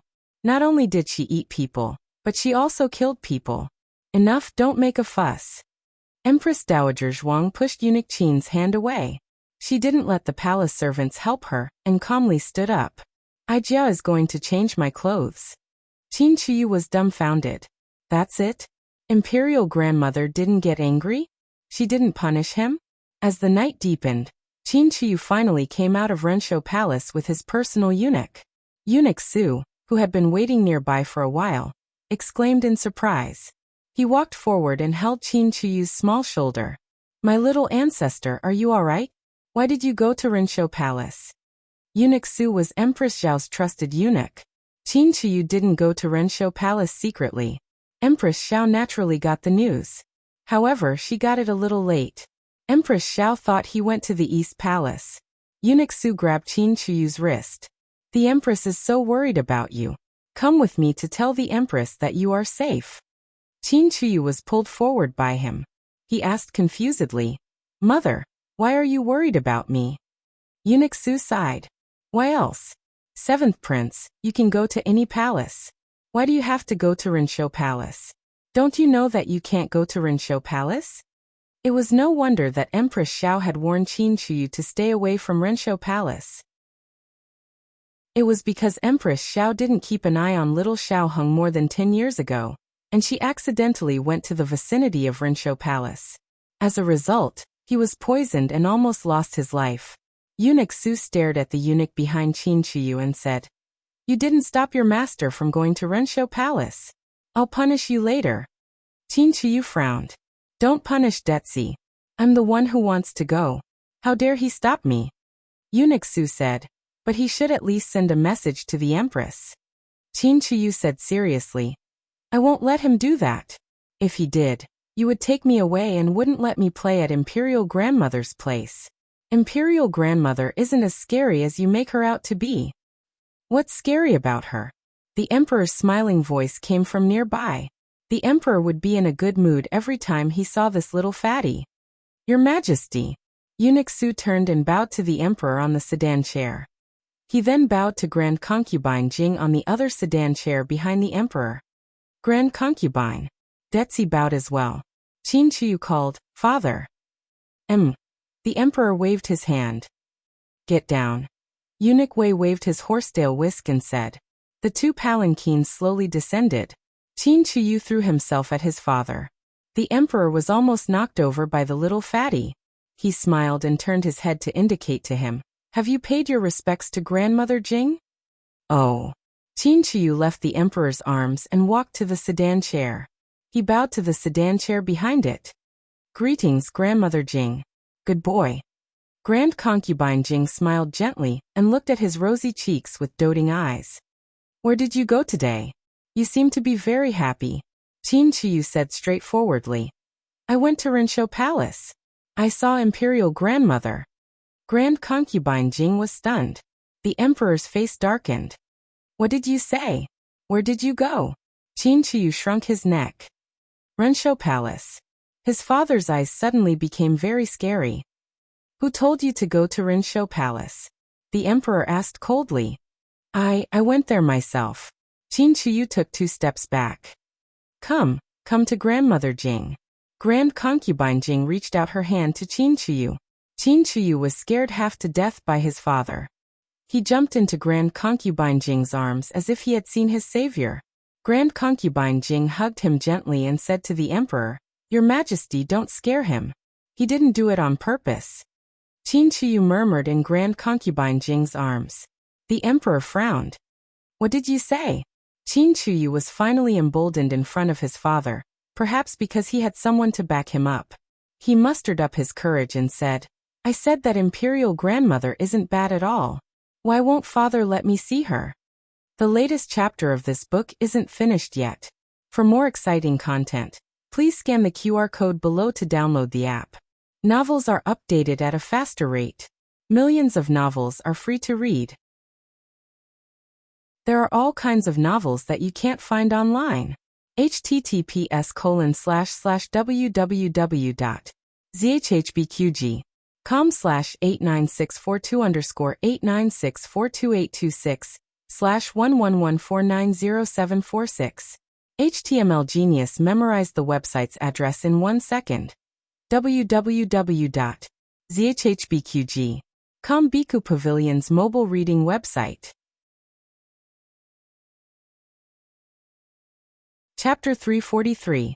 The latest chapter isn't finished yet. Please scan the QR code below to download the app. Novels are updated at a faster rate. Millions of novels are free to read. Novels with content that can't be found online are available here. The emperor was furious. He hated that vicious woman to the core, but everyone around him had been bribed by her. There was no need to mention the little divine doctor and Xiao Lulang since they knew her first. But why didn't she let his son off as well? Children were easy to fool, especially this gluttonous little fatty. Just give him a sweet date and he'll run away. The emperor didn't think it was difficult to bribe him, nor did he think that he had truly discovered Empress Dowager Zhuang's good points. It was just the Empress Dowager trying to steal people away from him. Qin Chiyu trembled in Concubine Jing's arms. Concubine Jing gently caressed his face. Don't be afraid. Let's go to Grandmother Jing. Amen. Qin Chiyu hid in Concubine Jing's arms and refused to come out. The emperor couldn't really pull Qin Chiyu out of Concubine Jing's arms and teach him a lesson. He suppressed his anger and said, "Let's go back to the palace." The group returned to Pure Flower's palace. Qin Chiyu was worried that his father would spank him, so he ran into Concubine Jing's room. The emperor's mouth twitched as he watched his son run away faster than a rabbit. Concubine Jing didn't know whether to laugh or cry. Little Qi is still young.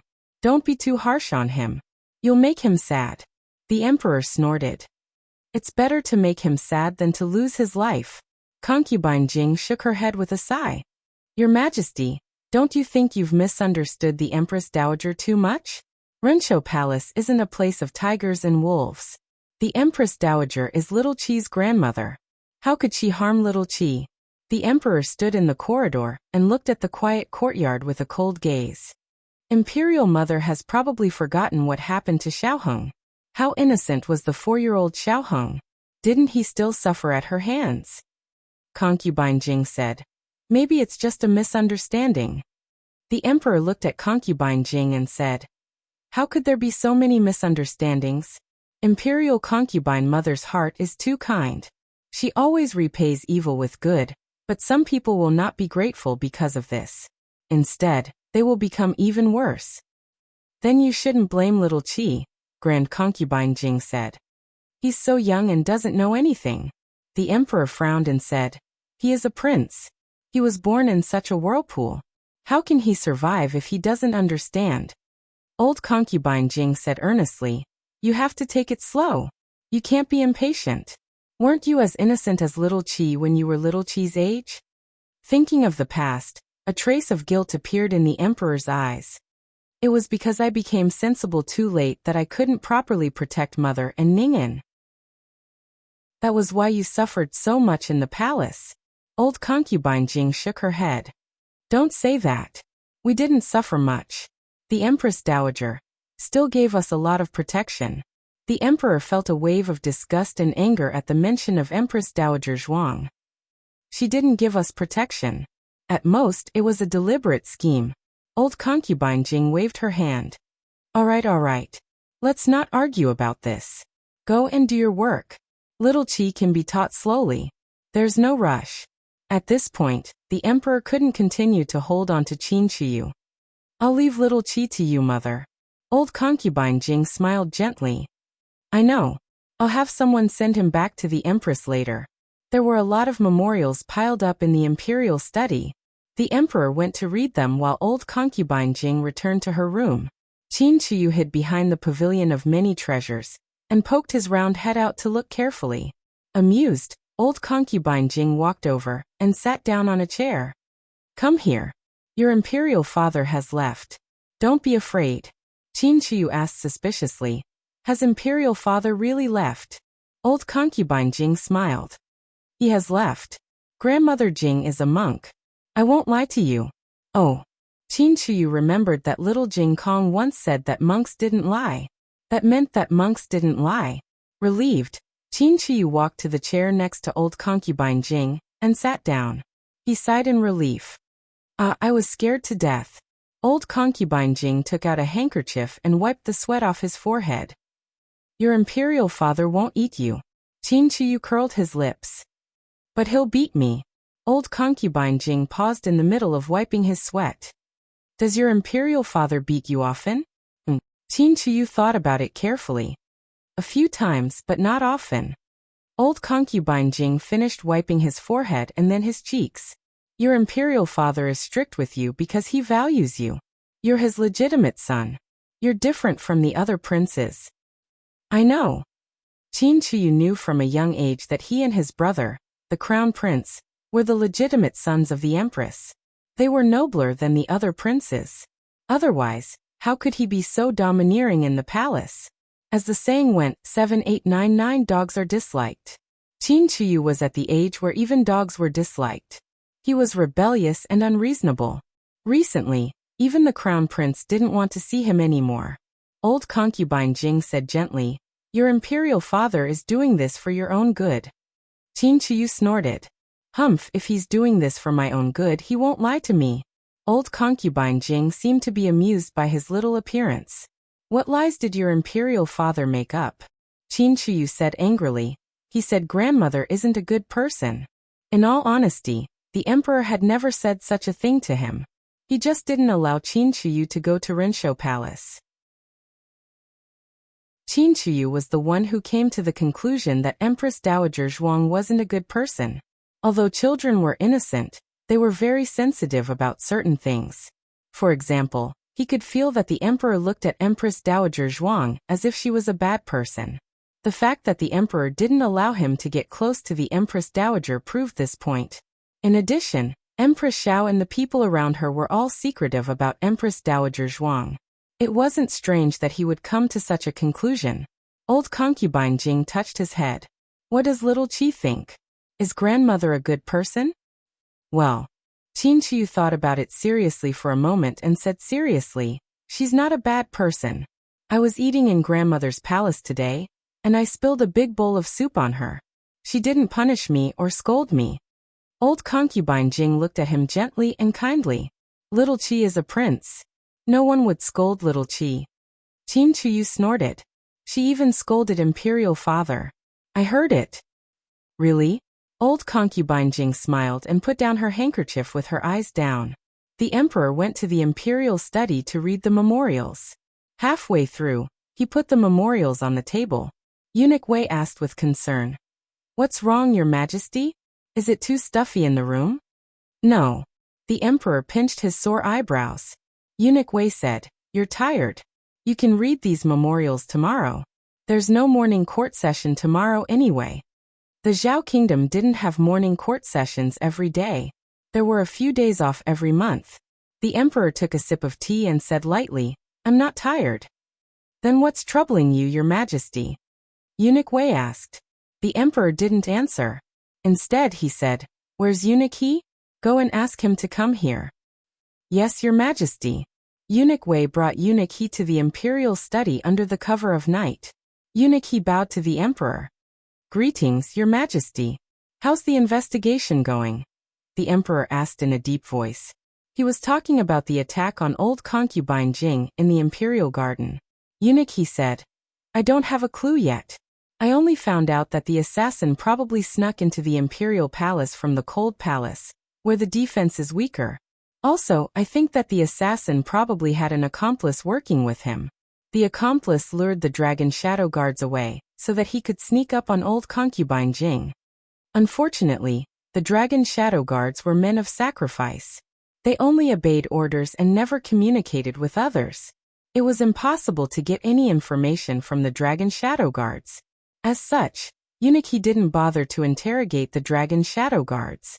The emperor knew that the dragon shadow guards were special, so he didn't blame Eunuch He for not doing his job well. However, he was curious as to how the dragon shadow guards were lured away. The dragon shadow guards were different from ordinary secret guards. They wouldn't chase after their masters just because of the slightest disturbance. Unless it was old concubine Jing who ordered them to chase after the assassin, but she didn't. The emperor couldn't figure out who had the ability to lure the dragon shadow guards away. Eunuch, he searched the entire imperial palace, and didn't find anyone's body or a trace of blood. In other words, after the dragon shadow guards were lured away, they either didn't see that person, or they saw him but didn't fight him. It was impossible that they didn't see him. The dragon shadow guard should be able to catch up with whoever they wanted. But why didn't they fight?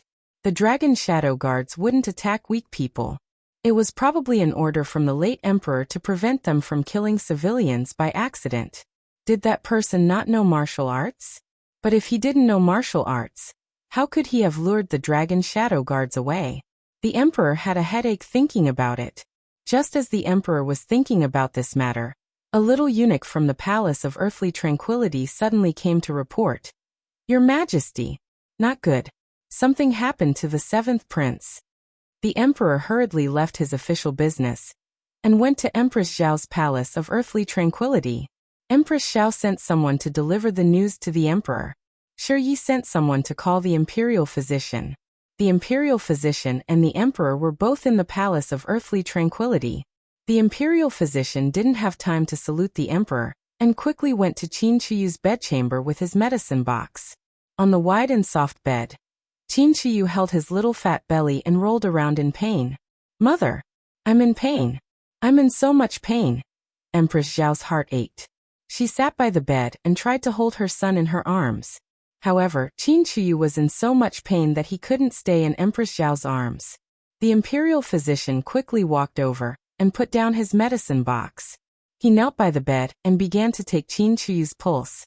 Eunuch Su and another strong nanny held him down to prevent him from moving. Empress Xiao was so anxious that her eyes turned red. Imperial physician. What happened to the seventh prince? The imperial physician bowed and said, I can only tell your Majesty after the examination. Then quickly check. Empress Xiao said. Although the imperial physician was already checking, he still respectfully replied, Yes. Yes. The emperor walked in with a serious expression. What happened to little Qi? Your Majesty. Empress Xiao threw herself into his arms with tears in her eyes. Her hot tears fell onto the back of his hand. Empress Xiao, who had always been the empress and never acted rudely in front of the emperor, was crying. It was also at this moment that the emperor felt that his empress was also an ordinary woman, and an ordinary mother. The emperor's heart softened. He patted her shoulder and comforted her. Don't cry. Tell me what happened. Empress Xiao choked and said, I don't know what happened. Little Qi was fine when he came back. Suddenly he held his stomach and said that it hurt. The emperor asked, What did he eat for dinner today? He ate at Renshou Palace. Empress Xiao wiped her tears with a handkerchief and said seriously, Little Da. Little Da dragged his injured body into the room. Obviously, Eunuch Su had punished him just now. He knelt down and kowtowed to the emperor and Empress Xiao. Your Majesty, Your Majesty. Empress Xiao said coldly, Let me ask you, did the seventh prince eat anything strange in Renshou Palace? Strange things? Little Da scratched his head. They all seem strange. I have never seen those flatbread and steamed buns. They look like pigs and fish. The emperor understood. Those were the special snacks that little Jing Kong usually ate in Clearwater Alley. Is there anything else? Then there are some dishes. Xiao Detzi reported the dishes on the table to him. There was no problem. They were all dishes that the emperor and Empress Xiao usually ate. Empress Xiao asked, Then did they give the seventh prince anything to eat alone? It was no wonder that Empress Xiao was so suspicious. It was because the tragedy of Xiaoheng was still vivid in her mind. She didn't want her son to be the second person to be killed by the Empress Dowager. No. Little Da shook his head. Empress Xiao frowned and said, Could it be that they fed him alone but you didn't see it? Have you been guarding the seventh prince all the time? You didn't leave his side at all? Well, Little Da lowered his head guiltily and said in fear, I went to the toilet. You. Empress Xiao was so angry that she almost slapped him. On the other side, the imperial doctor finished his diagnosis. He said to the emperor and Empress Xiao, Your Majesty, Your Highness, The seventh prince ate too much and got a stomachache. I will give him some pills to help with digestion. He can't eat like this anymore. It's harmful to his body. Empress Xiao said angrily. Your Majesty, listen. Renshou Palace is really up to no good. The emperor already knew that Qin Chuyu was taken to Renshou Palace by little Jing Kong. Gu Jiao was there as well. The emperor didn't think that Gu Jiao would let Qin Chuyu eat uncontrollably. The imperial doctor gave Qin Chuyu some pills to help with digestion. Qin Chuyu finally felt less painful after farting a few times. He heard the argument just now. His father and mother thought that it was his grandmother who fed him like this. Actually, it wasn't. But if he told the truth, he had to be punished. He was in a dilemma. In the past, Qin Chuyu definitely wouldn't tell the truth. He was most afraid of being punished by his father. In order to avoid punishment, he could go against his conscience and lie.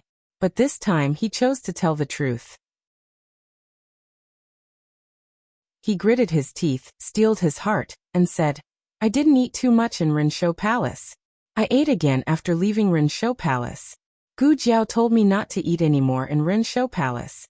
I couldn't resist. What did you eat? The emperor asked. Qin Chuyu didn't dare to look into his father's eyes. He lowered his head and said, I ate a few pieces of osmanthus cake and drank a bowl of ice sour plum juice. Empress Xiao's eyes turned sharp. Who gave this food to the seventh prince?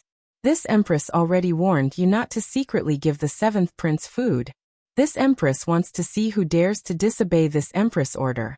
Eunuch Su said in a small voice, Your Majesty, Cunning Palace didn't make ice sour plum juice today. Eunuch Wei cleared his throat and said to the emperor, Your Majesty, Pure Flowers Palace made it. The latest chapter of this book isn't finished yet. For more exciting content, please scan the QR code below to download the app. The novel will be updated even faster. There are millions of novels to read for free. There are all kinds of novels that you can't find online. https://www.zhhbqg.com/89642_8964286/111490685. HTML Genius memorized this website's address in 1 second. www.zhhbqg.com Biku Pavilion's mobile reading website.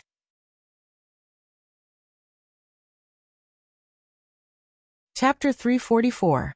The latest chapter isn't finished yet. For more exciting content, please scan the QR code below to download the app. The novel will be updated even faster. Millions of novels will be read for free. There are all kinds of novels that can't be found online. The servants of Pure Flowers Palace didn't have the guts to give Qin Chuyu random food. Empress Xiao looked at the emperor, who was even more clueless about the situation than she was. It didn't seem like he was the one who gave it to Qin Chuyu. Then there was only one person left. Empress Xiao bit her lip and didn't say anything. She walked over to the bedside and silently hugged her son, who was suffering from abdominal pain. The emperor pinched his sore brows and sighed helplessly. It was already very late by the time the emperor returned to Pure Flowers Palace. Qin Chuyu made a ruckus for half the night before he finally fell asleep in Empress Xiao's arms. He was still twitching even after he fell asleep, muttering, Imperial father, don't punish this son. This son knows his mistake. Empress Xiao's heart ached so much that she shed tears. Your Majesty, be careful, Eunuch Wei said with a lantern in hand. The emperor paused and walked up the steps with a cloth in his hand. There was a thin figure standing at the end of the corridor. He only recognized it as concubine Jing when he got closer. It's so late. Imperial mother, why aren't you resting yet? Concubine Jing held a string of prayer beads in her hand, and couldn't hide the worry in her eyes. I heard little Qi is sick. The emperor nodded. He ate too much at night and got a stomachache.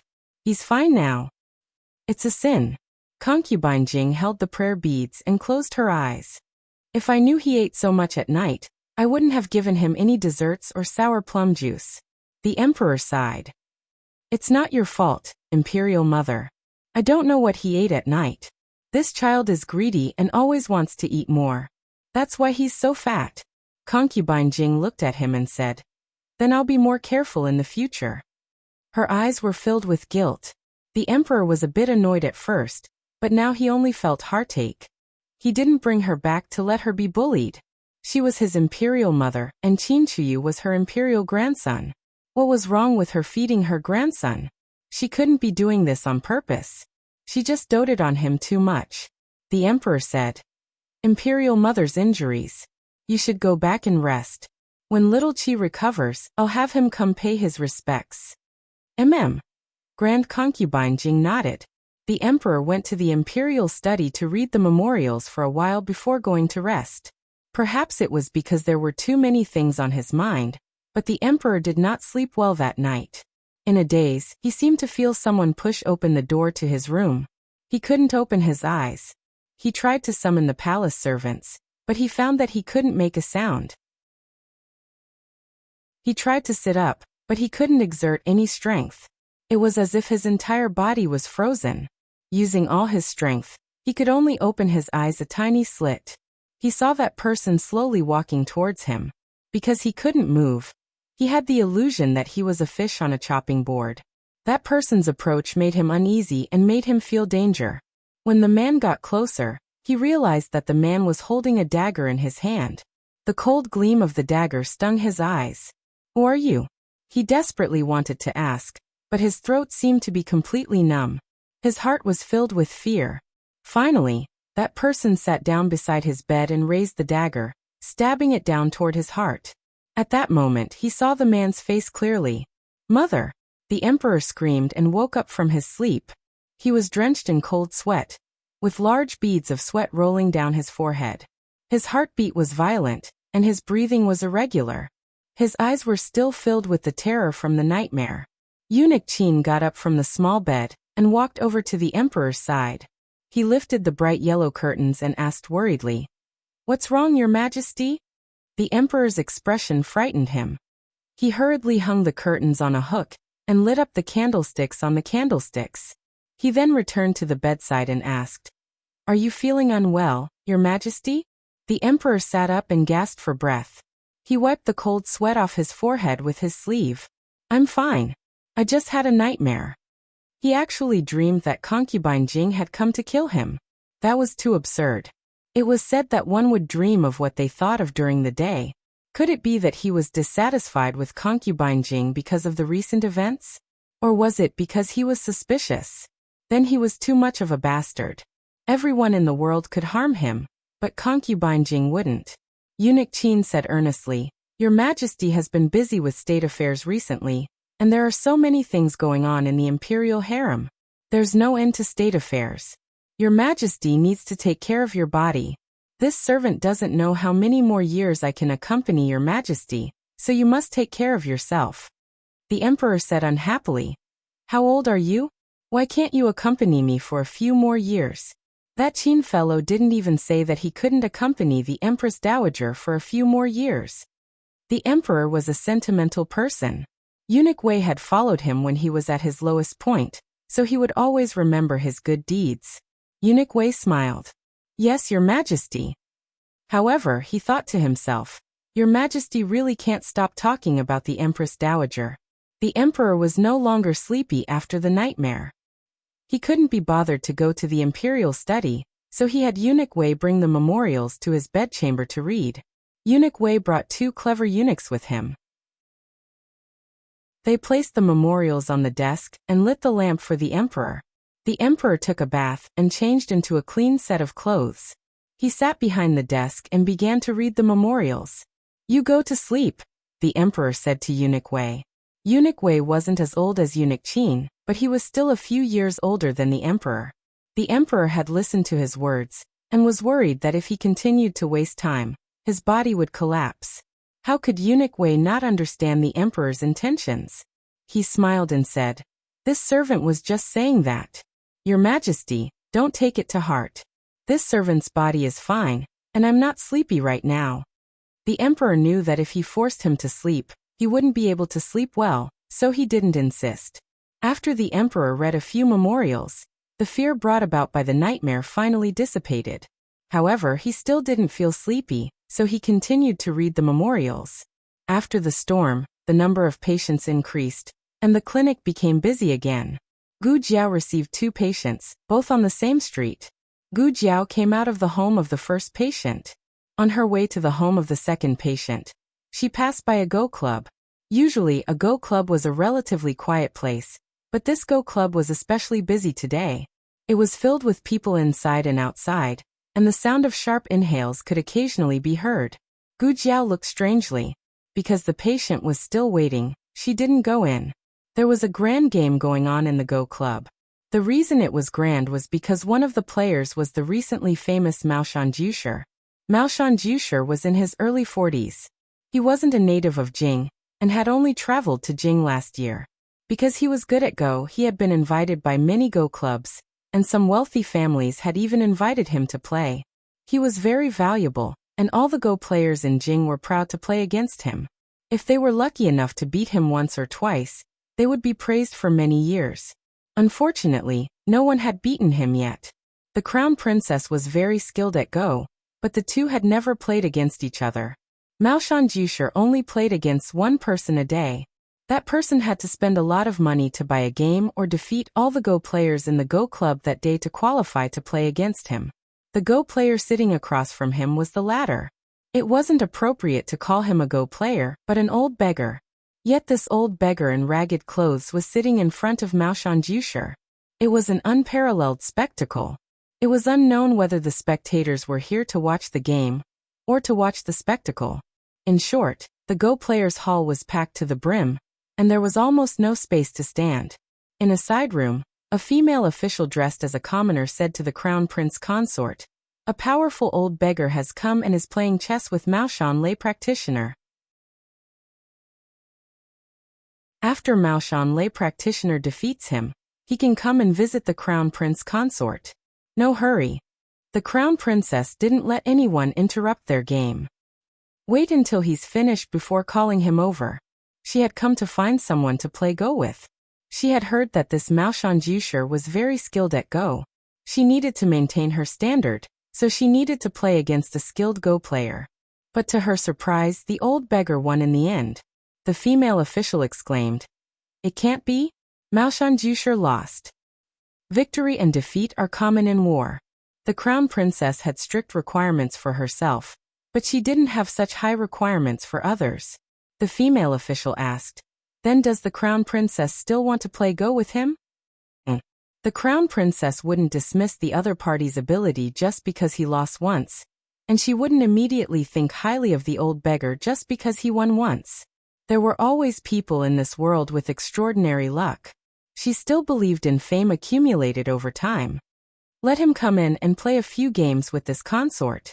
Yes, the Crown Princess played a few games with Mao Shanjusher. Mao Shanjusher's Go skills were quite good, and the Crown Princess did learn something from the game. However, there was still a gap between him and the level of an expert in her mind. Unfortunately, there weren't many people in Zhao country who were more skilled than him. "Thank you for your teachings, sir. I will come again another day." The Crown Princess politely bid farewell to Mao Shanjusher and left the Go Club. After sitting in the carriage, the female official lifted the curtain and suddenly exclaimed in shock, "Crown Princess, look." The Crown Princess looked over and saw an old beggar and a young girl in green with a small basket on her back squatting at the corner of the street. "It's her?" The Crown Princess' expression stilled. "It's him."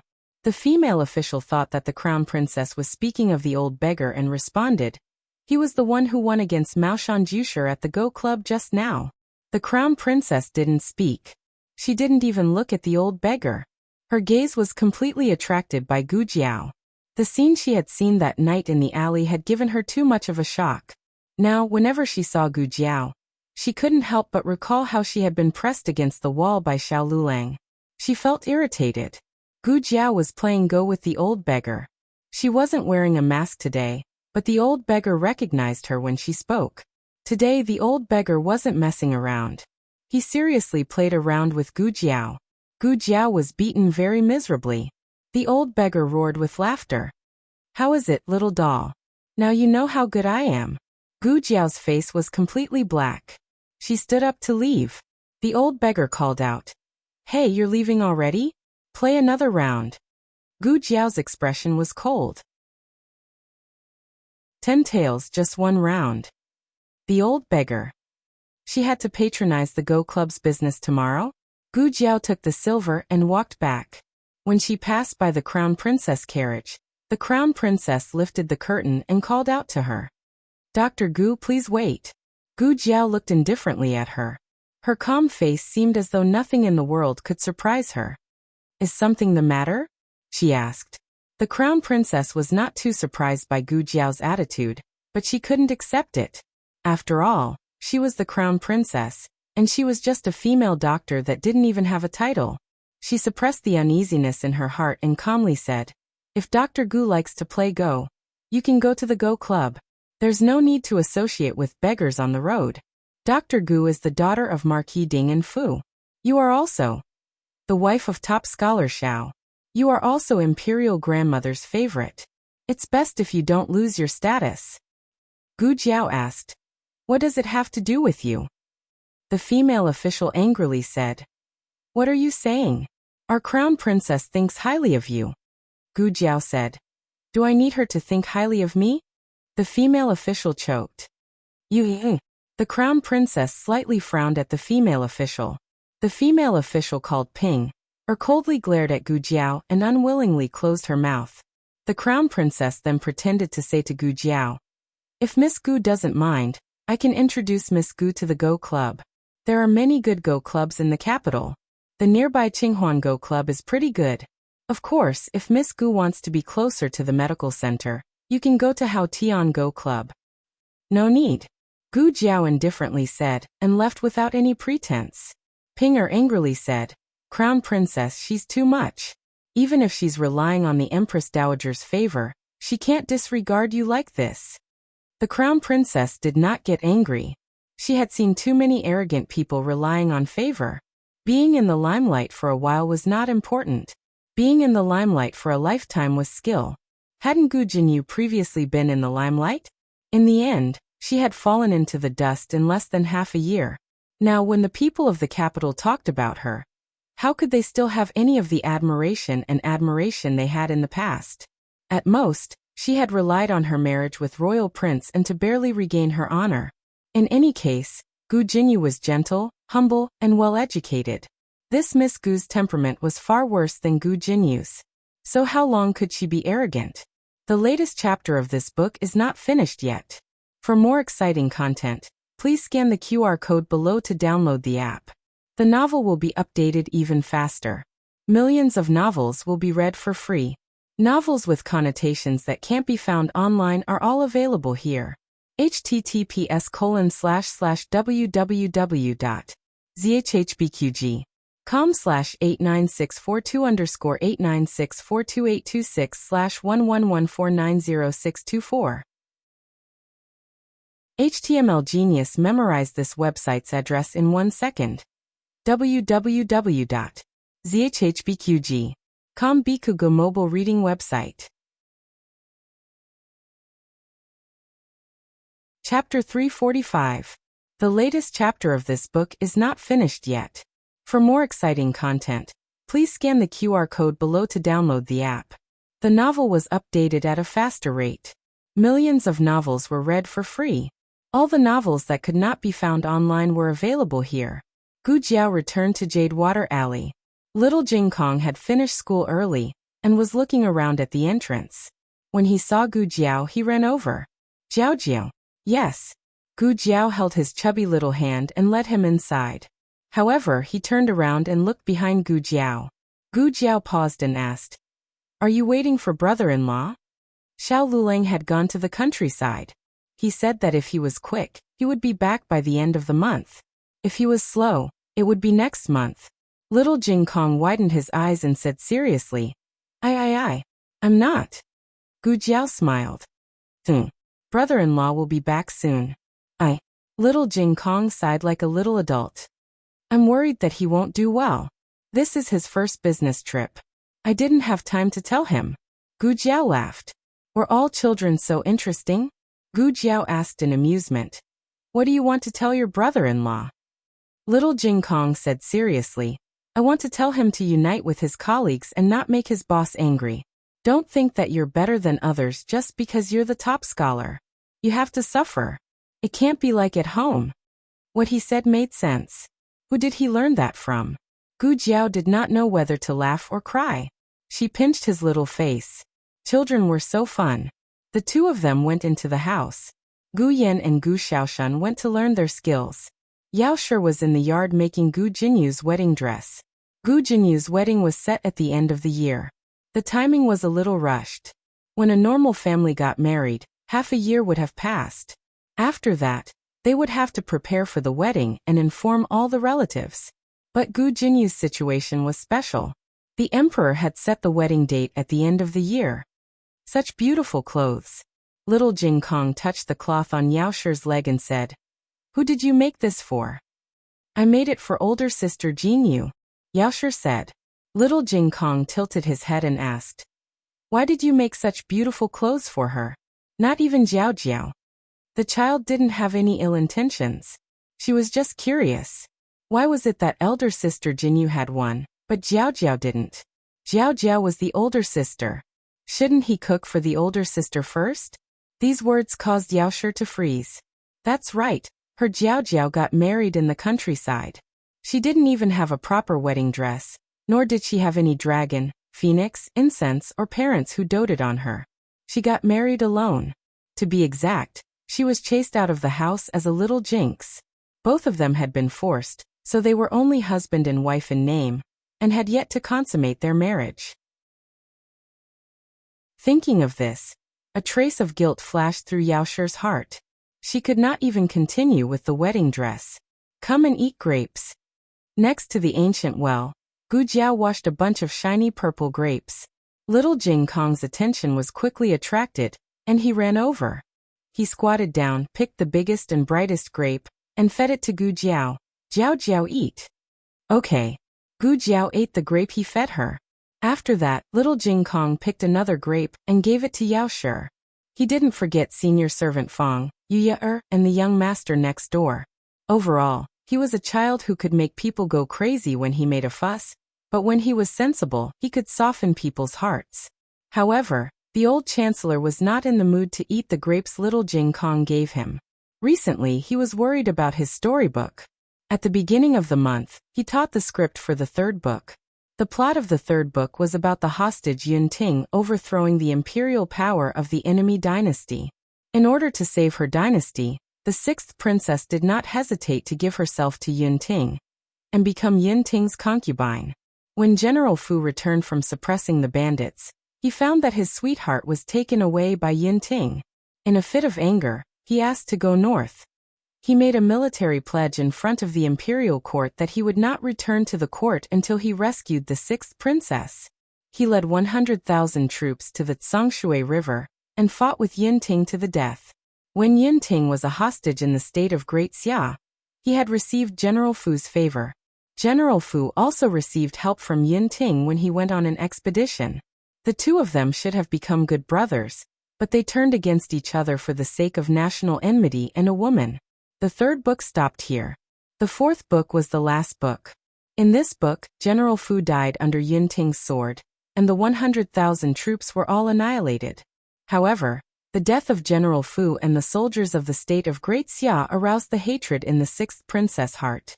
Although she loved Yun Ting deeply, she finally killed Yun Ting with a knife. She used the dagger that Yun Ting gave her on their wedding night. At the end of the book, there was a heavy downpour. The sixth princess held the blood-stained dagger and walked out of the palace barefoot. She laughed crazily. The rain wet her clothes and tightly clung to her body, outlining her 2-month pregnant belly that Yun Ting did not notice. She raised her head and looked at the heavy rain. Her stomach suddenly hurt. The story came to an abrupt end here. Because there was not much content in this book, the old chancellor handed in the manuscript early. The first 3 books sold so well that as soon as the manuscript was handed in, the study room copied it overnight. This book was elegant and popular, and the audience was very wide.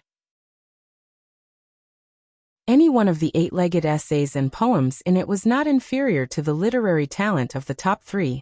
There were once people speculated whether The Record of Cloud Court was an 8-legged essay written by the new top scholar. Because the two people's literary talent and style were similar, But it was not as sharp as the 8-legged essay written by the top scholar Xiao. Of course, there were also people who suspected that The Record of Cloud Court was written by the top scholar Xiao. They went to the Hanlin Academy to inquire about the news, but the result was not. In short, because the audience was too wide and there were too many people who read it. As soon as the ending came out, it immediately caused a bombardment of a wave of book chasers. What about The Record of Cloud Court? Why did Yunting die? General Fu, who was brave and good at fighting, also died. General Fu fought for the 6th princess all his life and died without even letting her know his feelings. This was too tragic. And the 6th princess, she was actually pregnant with Yunting's flesh and blood? Her stomach hurt a little. Did she manage to keep the baby or not? The public anger was too terrible. And the study room was bombarded one after another. In the end, a young man came out of nowhere and wrote the epilogue of Cloud Court. There were not many words, but only a few pages, but this tragedy was perfectly reversed. It wrote that all this was a dream of Yunting. After waking up, Yunting understood that the 6th princess was just an ungrateful and vicious woman who stabbed him at the critical moment. He decisively gave up the opportunity to save the 6th princess when they first met, kicked the 6th princess down, and then went to find General Fu to enjoy the Jianghu with him. F***ck the life of a hostage. F***ck the black-hearted white lotus. I want to travel the world with Xiao Fu. Then this epilogue became popular. At first, it was only circulated in a small circle at some poetry and tea parties. Later, the study room that sold The Record of Cloud Court printed it and sold it to a large number of talents and beauties in the capital. Old Chancellor was stupefied. What kind of nonsense was this? The writing was immature, the sentences were illogical, the words were obscure, and the words were incoherent. Was it for people to read? The old chancellor felt that this epilogue was a complete insult to his work, so he decided to go to the study room and ask them to take down this epilogue. He couldn't let others take advantage of him for nothing. Unexpectedly, the boss of the study room told him, "Well, now you are taking advantage of others." The epilogue sold so well that many people who didn't read the foreword ran to buy The Record of Cloud Court, one after another, wanting to know how dramatic the 3 people used to be. The 6th princess was originally a pitiful character, but now she was being scolded to the sky by those scholars and beauties in the capital who had read the afterword and the foreword. Even the author was being scolded to the sky. The old chancellor's mouth kept twitching. Who wrote the epilogue? It was too wicked. In the end, the old chancellor didn't force the study room to take down the epilogue because the banknotes were really fragrant. The old chancellor, who made a lot of money, immediately bought a new carriage. The new carriage would be used by Jiao Jiao and the others in the future. Gu Yan had hidden guards, so he didn't have to worry about a coachman. He could use the old carriage himself. He wasn't picky anyway. The money he earned in the beginning was to buy it for his children. At the end of June, there was a small rainstorm, which washed away an official road. The officials of the Ministry of Revenue and the Hanlin Academy, who were planning to return to the capital, were also stranded in the village. Marquis Gu had just finished repairing the capital's sewers, and was transferred by the Ministry of Works to repair the roads. Recently, old concubine Jing didn't make any moves. It was unknown if she guessed that she was about to be exposed, so she simply stopped. As the saying goes, if you don't seek death, you won't die. How could she not do it? She must be allowed to do it. Jiao Jiao, the old chancellor, who was cutting vegetables in the kitchen, called Gu Jiao over. Today, senior servant Fang went back to his son's house, so he would be making dinner. Gu Jiao put down the half-chopped firewood in his hand and walked into the kitchen. "Great uncle, you called for me?" Although their relationship had been clarified, the family and neighbors still didn't change their words. The old chancellor didn't have any objections. It didn't matter whether he was Zhuang Jin's old companion or not. The important thing was that he couldn't let down his children's filial piety. The old chancellor whispered, "Come with me to the palace later. I'll go see His Majesty, and you go see the Empress Dowager. Let's talk like this. I digression and my claws are almost broken. Do I have a monthly ticket? The latest chapter of this book isn't finished yet. For more exciting content, Please scan the QR code below to download the app. Novels are updated at a faster rate. Millions of novels are free to read. There are novels with connotations that can't be found on the internet here. https://www.zhbqg.com/89642_8964286/111490405. HTML Genius remembered the website address in 1 second. www.zhbqg.com Bikugo mobile reading website.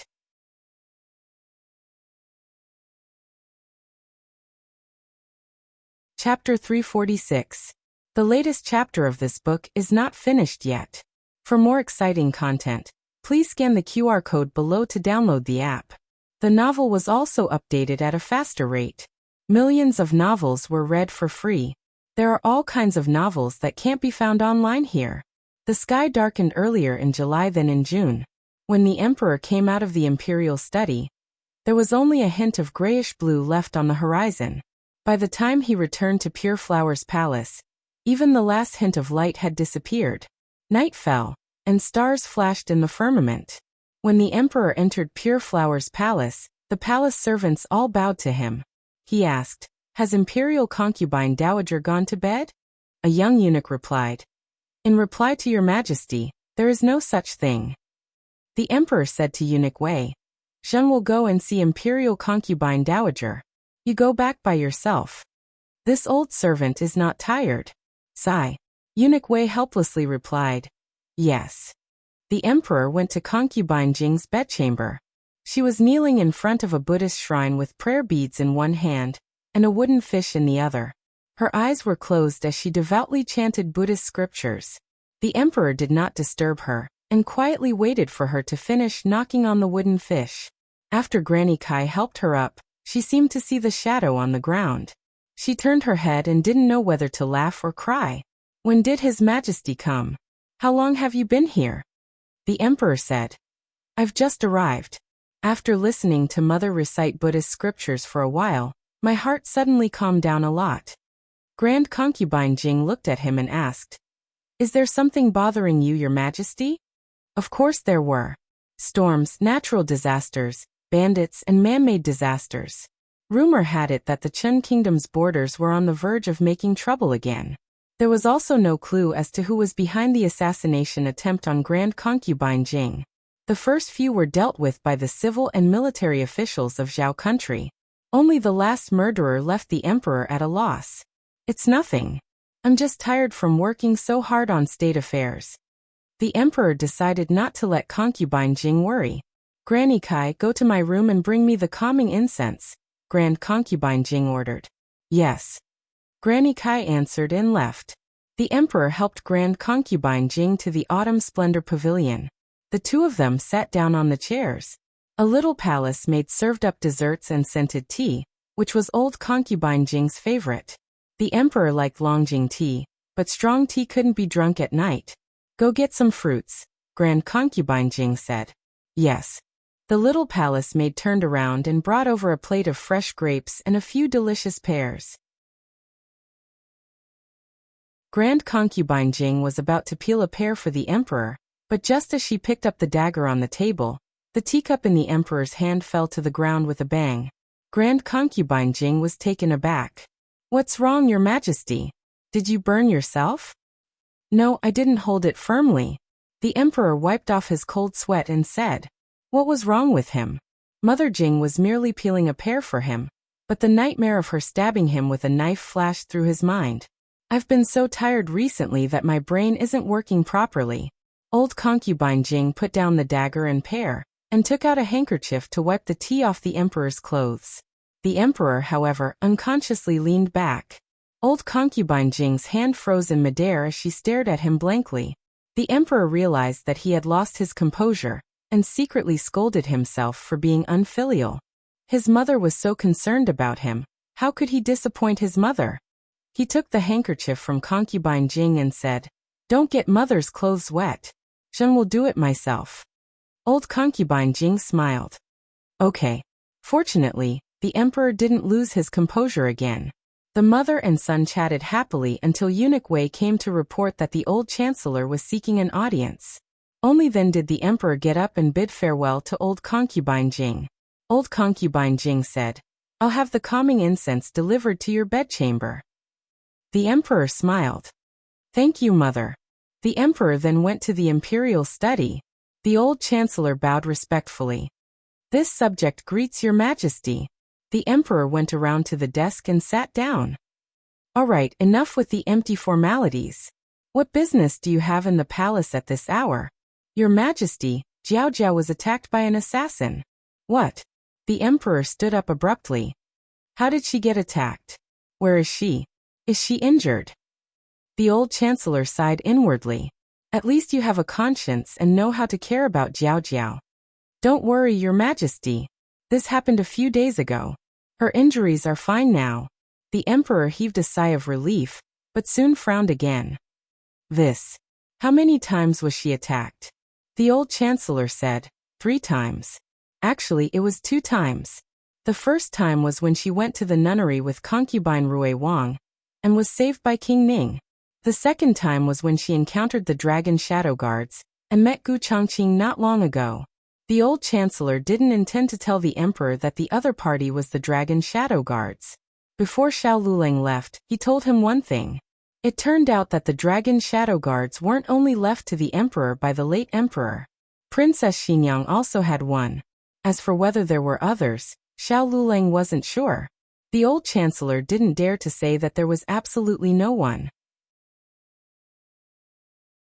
The emperor didn't seem to know that there were other dragon shadow guards in Zhao country, but it was hard to say whether old concubine Jing, this old fox, knew. If she knew and insisted that it wasn't her dragon shadow guards, wouldn't it implicate the innocent? The emperor's expression turned cold. "Why didn't you tell me earlier that the little divine doctor had suffered so many assassination attempts?" The old chancellor had an expression of being wronged. "It's this girl who didn't tell me. If I didn't find a new scar on her hand today, I wouldn't have known that she had encountered so much. Commandant Gu is also muddle-headed, helping her hide this kind of thing from me." It was like what the siblings would do. Both of them were taciturn. The emperor frowned. The old chancellor continued, "Your Majesty must have heard about that time when she was saved by King Ning." The emperor knew about this, but he didn't think of Gu Jiao. He thought that the other party was targeting Rui Wang's residence. The old chancellor said, "The second time was a few days ago. A servant lied that someone in his family was sick and asked Jiao Jiao to treat them. They were ambushed on the way. Fortunately, Commandant Gu arrived in time. In addition, the Jiao Jiao had powerful hidden weapons in his hands. Only then did he manage to scare the other party." The emperor was slightly surprised. Even Gu Chongqing wasn't a match for the assassins? "That's right. There was a very powerful assassin among them. I don't know where he came from," the old chancellor said calmly. "As for the third time, it was just now. We met another assassin on the way to the palace. Fortunately, there wasn't that powerful assassin this time. Otherwise, both of our lives would have been over.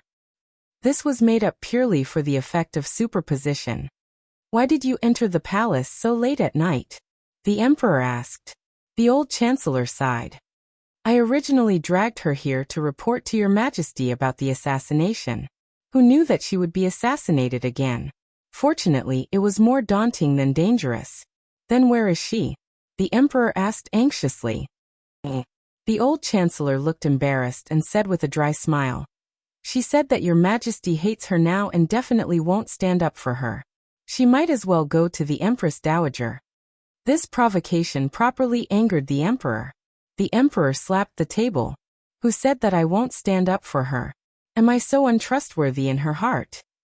Isn't that because you're blind?" Cough cough. Too much, too much. He was a subject. He shouldn't criticize the emperor like this. Ever since he became the emperor's father, he couldn't control his guts anymore. This wasn't good, this wasn't good. The old chancellor straightened his expression and cupped his hands. "Your Majesty, this subject boldly guesses that the person who murdered the imperial concubine and the person who murdered Jiao Jiao are the same group." The emperor asked suspiciously, "How do you know?" The old chancellor boldly looked at the emperor. Your Majesty, if something happened to the imperial concubine, who would be the first person you suspect? Empress Dowager Zhuang. The answer was almost obvious. Last time, the murderer disguised herself as Gu Jiao to assassinate imperial concubine Jing, and wanted to frame Empress Dowager Zhuang. Unfortunately, the emperor saw through it. The emperor still had a lingering fear when he recalled it. He clenched his fists. But what does this have to do with Jiao Jiao? If something happened to her, I wouldn't suspect the Empress Dowager. Would the Empress Dowager suspect me? The old chancellor shook his head. That's not it. However, because of Jiao Jiao, the relationship between Your Majesty and the Empress Dowager has eased up. This is an indisputable fact. The emperor ridiculed. Who has eased up with her? The old chancellor automatically ignored the emperor's insincere bravado and said seriously, Your Majesty knows what it is, so I won't say more. Jiao Jiao is the only person who has both Your Majesty's favor and the Empress Dowager's love. If she dies, there will be no possibility for Your Majesty and the Empress Dowager to reconcile. All of this is aimed at driving a wedge between Your Majesty and the Empress Dowager. The emperor didn't say anything. After thinking carefully, it did make some sense. The old chancellor struck while the iron was hot. Lulang told me that the imperial concubine was thrown into the supreme liquid pool by the assassin. Your Majesty must be looking for the assassin's movement. I wonder if Your Majesty has any clue. No. The emperor had a big headache when it came to this. The old chancellor looked up at the roof and sighed again.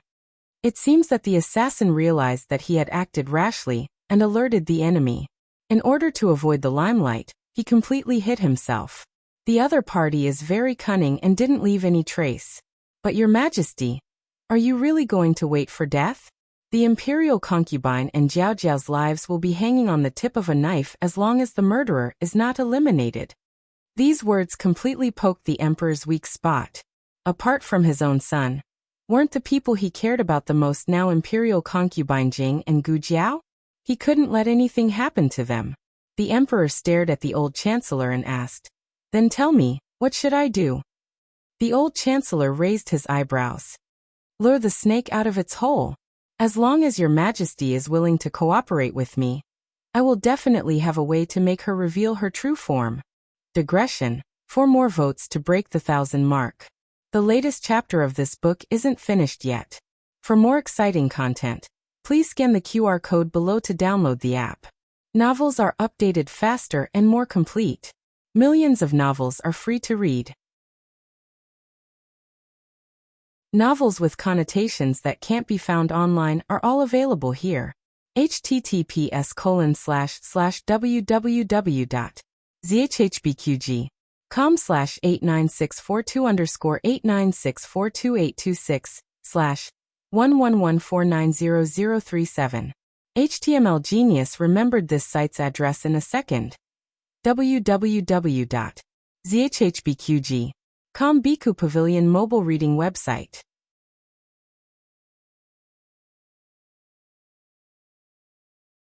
Chapter 347. The latest chapter of this book is not finished yet. For more exciting content, please scan the QR code below to download the app. Novels are updated faster. Millions of novels are free to read. Novels with content that can't be found on the internet are all available here. No, I won't listen. No, over my dead body. In the bedchamber of Renshou Palace, Empress Dowager Zhuang rejected Gu Jiao's suggestion without hesitation. There was no room for negotiation. Gu Jiao made a strange sound. She had known her great-aunt for a long time, but this was the first time she had been rejected so thoroughly. In fact, she didn't do anything. She just conveyed her son-in-law's words and asked her to temporarily put aside her prejudice and cooperate with the emperor to lure out the mastermind. But it seemed that her great-aunt was not satisfied with her son-in-law's suggestion. Eat 3 more candied plums a day? Gu Jiao threw a sugar-coated bullet. Empress Dowager Zhuang was unmoved. 4. 5. Gu Jiao measured her 5 fingers. Empress Dowager Zhuang defended her position. She didn't want to give Gu Jiao a chance to break her defense line with a sugar-coated bullet. She went to the study without looking back. Alas! Gu Jiao sighed. Gu Jiao walked out slowly. She came to the courtyard of the front hall and sat on the lonely swing. When little Jing Kong was here, this place was as quiet as when he was gone. The night in July was not very cool. It was still hot, but because of the continuous rain, it was not as stuffy as before. Gu Jiao sat on the swing and swung it in boredom. She sighed again and again. Eunuch Qin walked over with a horsetail whisk. Miss Gu. Gu Jiao tapped the ground with the tip of her foot and stopped the swing that was swinging around. Eunuch Qin, she greeted. Eunuch Qin stood by the swing and looked at Gu Jiao, then looked at the boundless night sky. In his mind he recalled the first time he met Gu Jiao. He thought of her as a little girl who didn't know the rules and didn't know the immensity of heaven and earth. After interacting with her for a while, he realized how wrong he was. How was this girl not understanding the rules and not knowing the immensity of heaven and earth? She was clearly trampling on the rules and poking a hole in the sky. She had a calmness that didn't belong to girls her age. And she also had the innocence of a child that girls her age had long abandoned. She didn't have so many tricks up her sleeve, nor did she have so many worldly burdens. If she wanted to treat someone well, she would do it from the bottom of her heart, regardless of the cost, without any reservations or doubts. No matter if that person is good or evil. She had her own beliefs, and they were incomparably firm. No one could easily shake her. For some reason, her thin and small body seemed to contain endless power. It was a power that made people feel at ease, and also a power that made people want to get close to her. Eunuch Qin would occasionally think that if His Majesty had been as firm and convinced as Miss Gu, he would not have ended up like this with the Empress Dowager today. His Majesty was very clingy when he was young. He was very clingy to the Empress Dowager, even more so than Princess Ning'an. As Eunuch Qin spoke, he seemed to recall something interesting and laughed. This old servant remembers one time. The Empress Dowager brought a young master from the Zhuang family here. That young master didn't know the way, and was frightened by noble consort Lu's dog. The Empress Dowager didn't want to hold him, so she casually held his hand. Who knew that His Majesty would get jealous because of this? He wouldn't eat properly at night and wouldn't sleep well at night. He would lie in bed and throw a tantrum, but he wouldn't say what was wrong with him. Old concubine Jing asked him if he was feeling unwell. He didn't say anything. Princess Ning'an also asked him, but he just sulked and didn't say anything. Gu Jiao's expression was indescribable. Even little Jing Kong wasn't so childish. Then what happened next? Gu Jiao asked. Eunuch Qin recalled with a smile. Later, old concubine Jing sent him to the Empress Dowager's palace, which is the Qianquan Palace where Empress Xiao lives now. His Majesty climbed into the Empress Dowager's bed and slept with her for a night. The next day he was alive and kicking. Gu Jiao curled her lips. So childish. Gu Jiao asked, how old was His Majesty then? Eunuch Qin thought for a moment. About 7 or 8 years old. This old servant doesn't remember the details. He was a little younger than the 7th prince now, and not as fat as the 7th prince. Although His Majesty is tall now, he was as thin as a monkey when he was 7 years old. He looked only 5 years old when he was 7 years old. The Empress Dowager once thought that His Majesty wouldn't be tall in the future. He was about the same as little Jing Kong. It seemed that she didn't have to worry too much about the height of little Jing Kong. Some people did grow up against the wind when they grew up. And then, Gu Jiao felt that this story was quite interesting. Eunuch Qin sighed.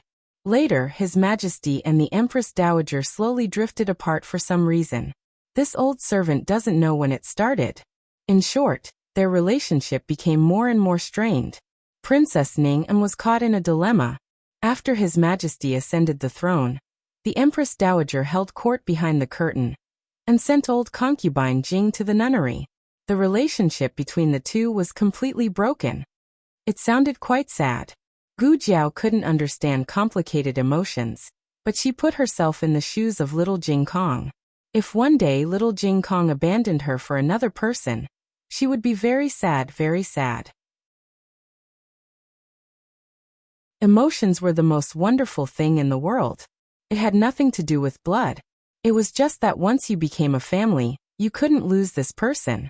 Was it the same for grandaunt and old concubine Jing? Gu Jiao asked. Eunuch Qin nodded. The Empress Dowager used to treat old concubine Jing as a friend, but who didn't make a mistake in their youth.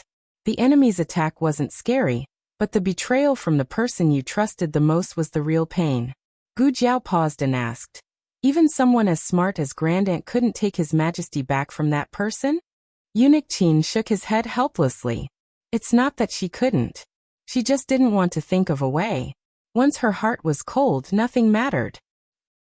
There's no greater sorrow than a dead heart? Gu Jiao looked at Eunuch Qin and asked. Eunuch Qin nodded. That's right. Gu Jiao had probably experienced this feeling before, but she couldn't remember it. Her childhood memories of being abandoned by her parents had long been reduced to a few voices and images. She could calmly look at them without feeling any pain. This was called numbness. She became numb when she was very young. That was why she could become an agent of the organization, and the most cold-blooded killer. Empress Dowager Zhuang only experienced this when she was middle-aged. She couldn't be completely numb. She could only try to let her heart die. She was Zhuang Jin's, the most powerful Empress Dowager in the Zhao Kingdom. She had her own pride. When she was the Empress, she didn't even bother to compete with the harem for favor. How could she compete with concubine Jing for a man now? Even if that man was her adopted son. Gu Jiao understood. She held the rope of the swing and looked at Eunuch Qin. I understand. Thank you, Eunuch Qin. She wouldn't force her grandaunt to do something she didn't want to do. Since her grandaunt's method didn't work, she would think of something else. Eunuch Qin was secretly pleased. She was such a sensible child. Not only did the Empress Dowager love her, but even he couldn't help but want to love her. Unfortunately, he was a eunuch and didn't have much ability to love her. Gu Jiao got up from the swing and went to Empress Dowager Zhuang's study. Empress Dowager Zhuang was furious when she read the memorials.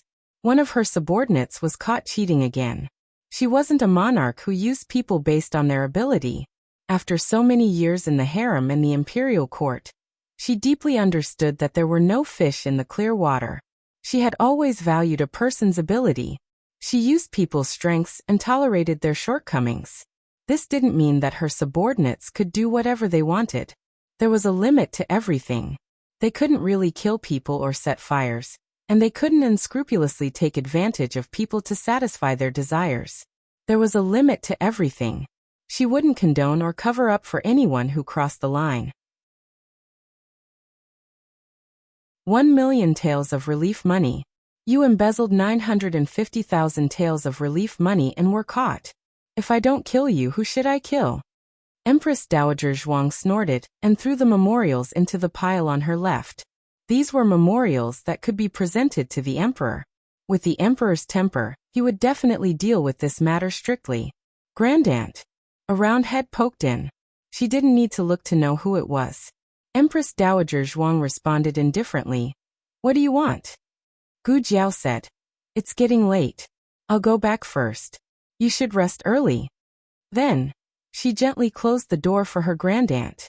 Wait. Empress Dowager Zhuang called her indifferently. Gu Jiao pushed the door open again. She rolled her eyes and stepped over the threshold. Her phoenix eyes stared at Empress Dowager Zhuang without blinking. Empress Dowager Zhuang took a memorial and said casually, Does what I said just now still count? Which sentence? Gu Jiao asked. Empress Dowager Zhuang cleared her throat. It's the sentence of 5. Gu Jiao reached out her hand and looked at her 5 fingers. Then she looked at Empress Dowager Zhuang with bright eyes. It counts. But you don't want to, do you? Empress Dowager Zhuang angrily threw the memorial in her heart. A successful Empress Dowager couldn't go against candied plum. Empress Dowager Zhuang said coldly, It counts from today. Okay. Gu Jiao did not hesitate. Coincidentally, her purse was filled with new candied fruits. She took out the candied fruit box, counted 5 of them, and put them in the candied fruit box. The rest were all stuffed into her mouth. Empress Dowager Zhuang. Empress Dowager Zhuang took a deep breath and suppressed her tumbling heart. Isn't it 8? How come there are only 5? Originally there were 3 a day. If she said there were 5 more, wouldn't it be 8? She just resisted today and didn't eat a single one. Gu Jiao's mouth was full of candied plums. She said vaguely, "It's 5. If you don't believe me, think again." Empress Dowager Zhuang recalled her original words in her mind. Eat 3 candied plums every day? She didn't agree at that time. Then this girl said 4? 5? She didn't add the words eat more in the last 2 sentences. Empress Dowager Zhuang punched the memorial. She was too careless. Gu Jiao was very gentle to her grandaunt.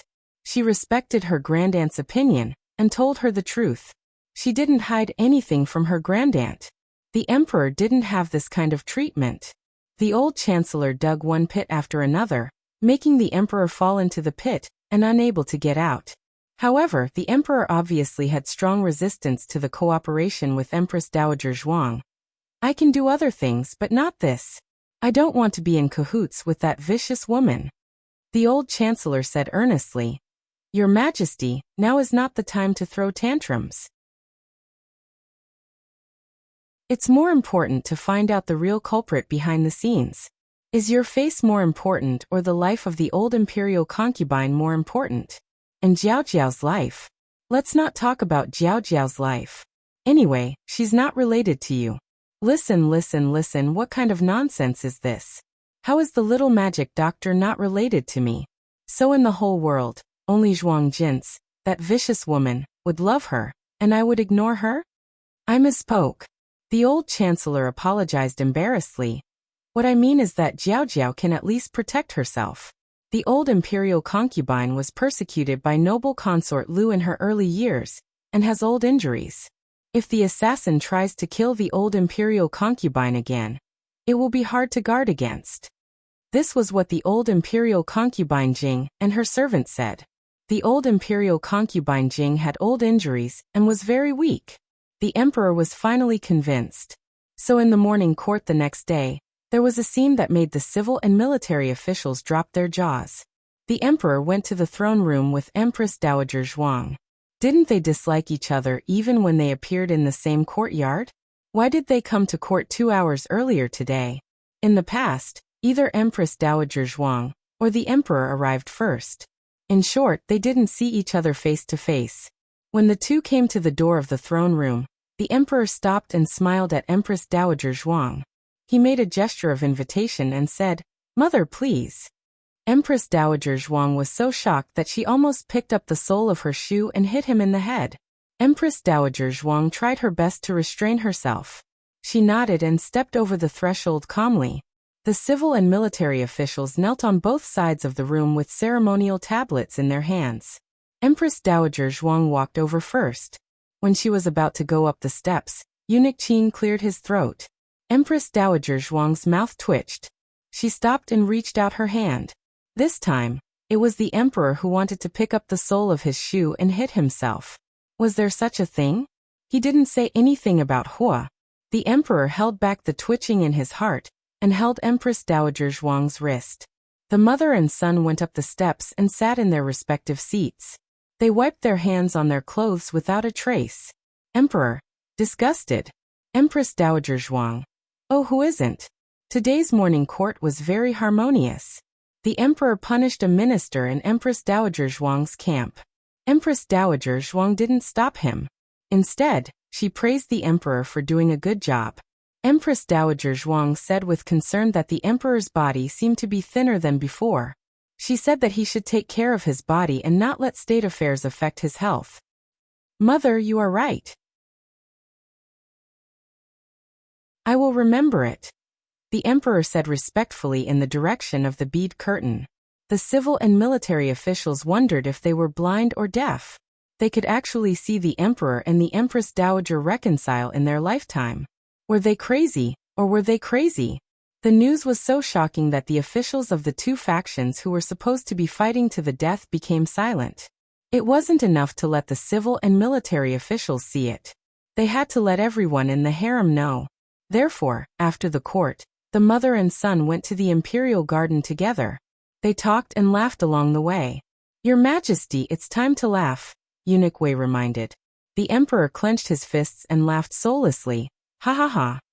Empress Dowager, it's your turn, Eunuch Qin reminded. Empress Dowager Zhuang rolled her eyes and put on a fake smile. Ha ha ha. In less than a day, everyone in the 6 palaces heard that the two had buried the hatchet. Empress Xiao was the first to go to Pure Hua Palace to inquire. Your Majesty, I heard that you and the Empress Dowager. Halfway through her words, she saw the person sitting next to the emperor and bowed. Imperial Concubine Dowager. Imperial Concubine Jing smiled slightly. Empress, come and sit. Yes.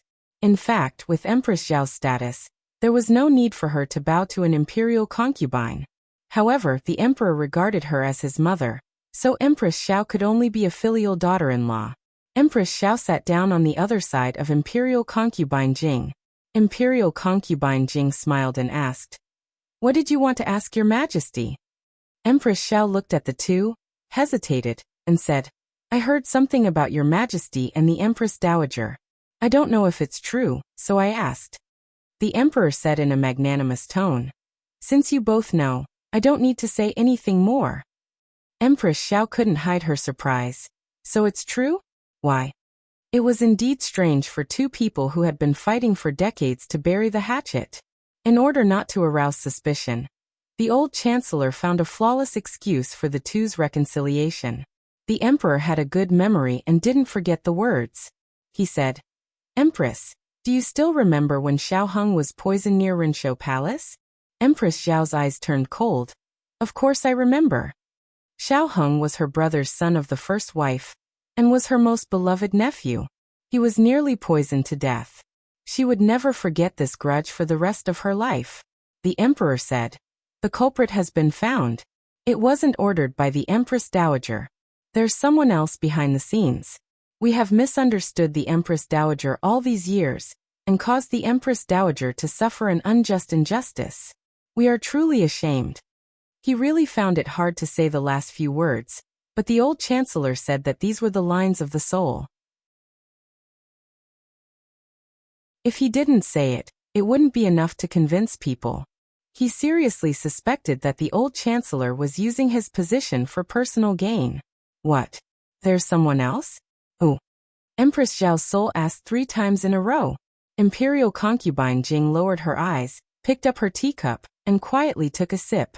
The emperor said, "The person who poisoned Ahing is called Zhang Xiu. He once worked in the Shang Palace Bureau, and can be considered one of our people." Empress Xiao, "Your Majesty," the emperor sighed with self-blame. "We also didn't expect her to do such a thing. It was our oversight. A few days ago, she suddenly committed suicide by hanging herself. An old friend of hers took away the things she left behind. Only a few days ago did that old friend discover the secret from the things she left behind." Empress Xiao directly stood up. "Your Majesty, this concubine doesn't believe it." The old chancellor did not tell the emperor that Zhang Xiu really was the culprit. He used it as an excuse for the emperor to hear. The emperor thought that what he said was false. Empress Xiao also thought that the emperor had been deceived by someone. None of this was important. What was important was that the person who ordered Zhang Xiu would understand that this matter was true. As long as she believed it, that was enough. Digression.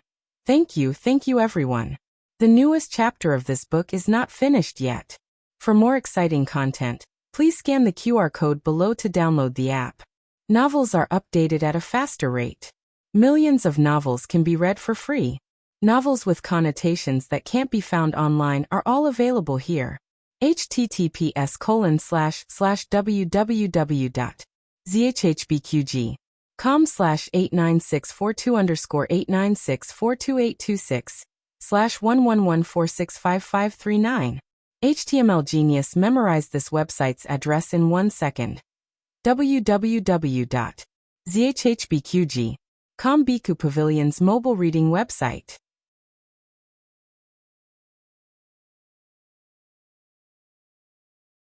Chapter 348. The latest chapter isn't finished yet.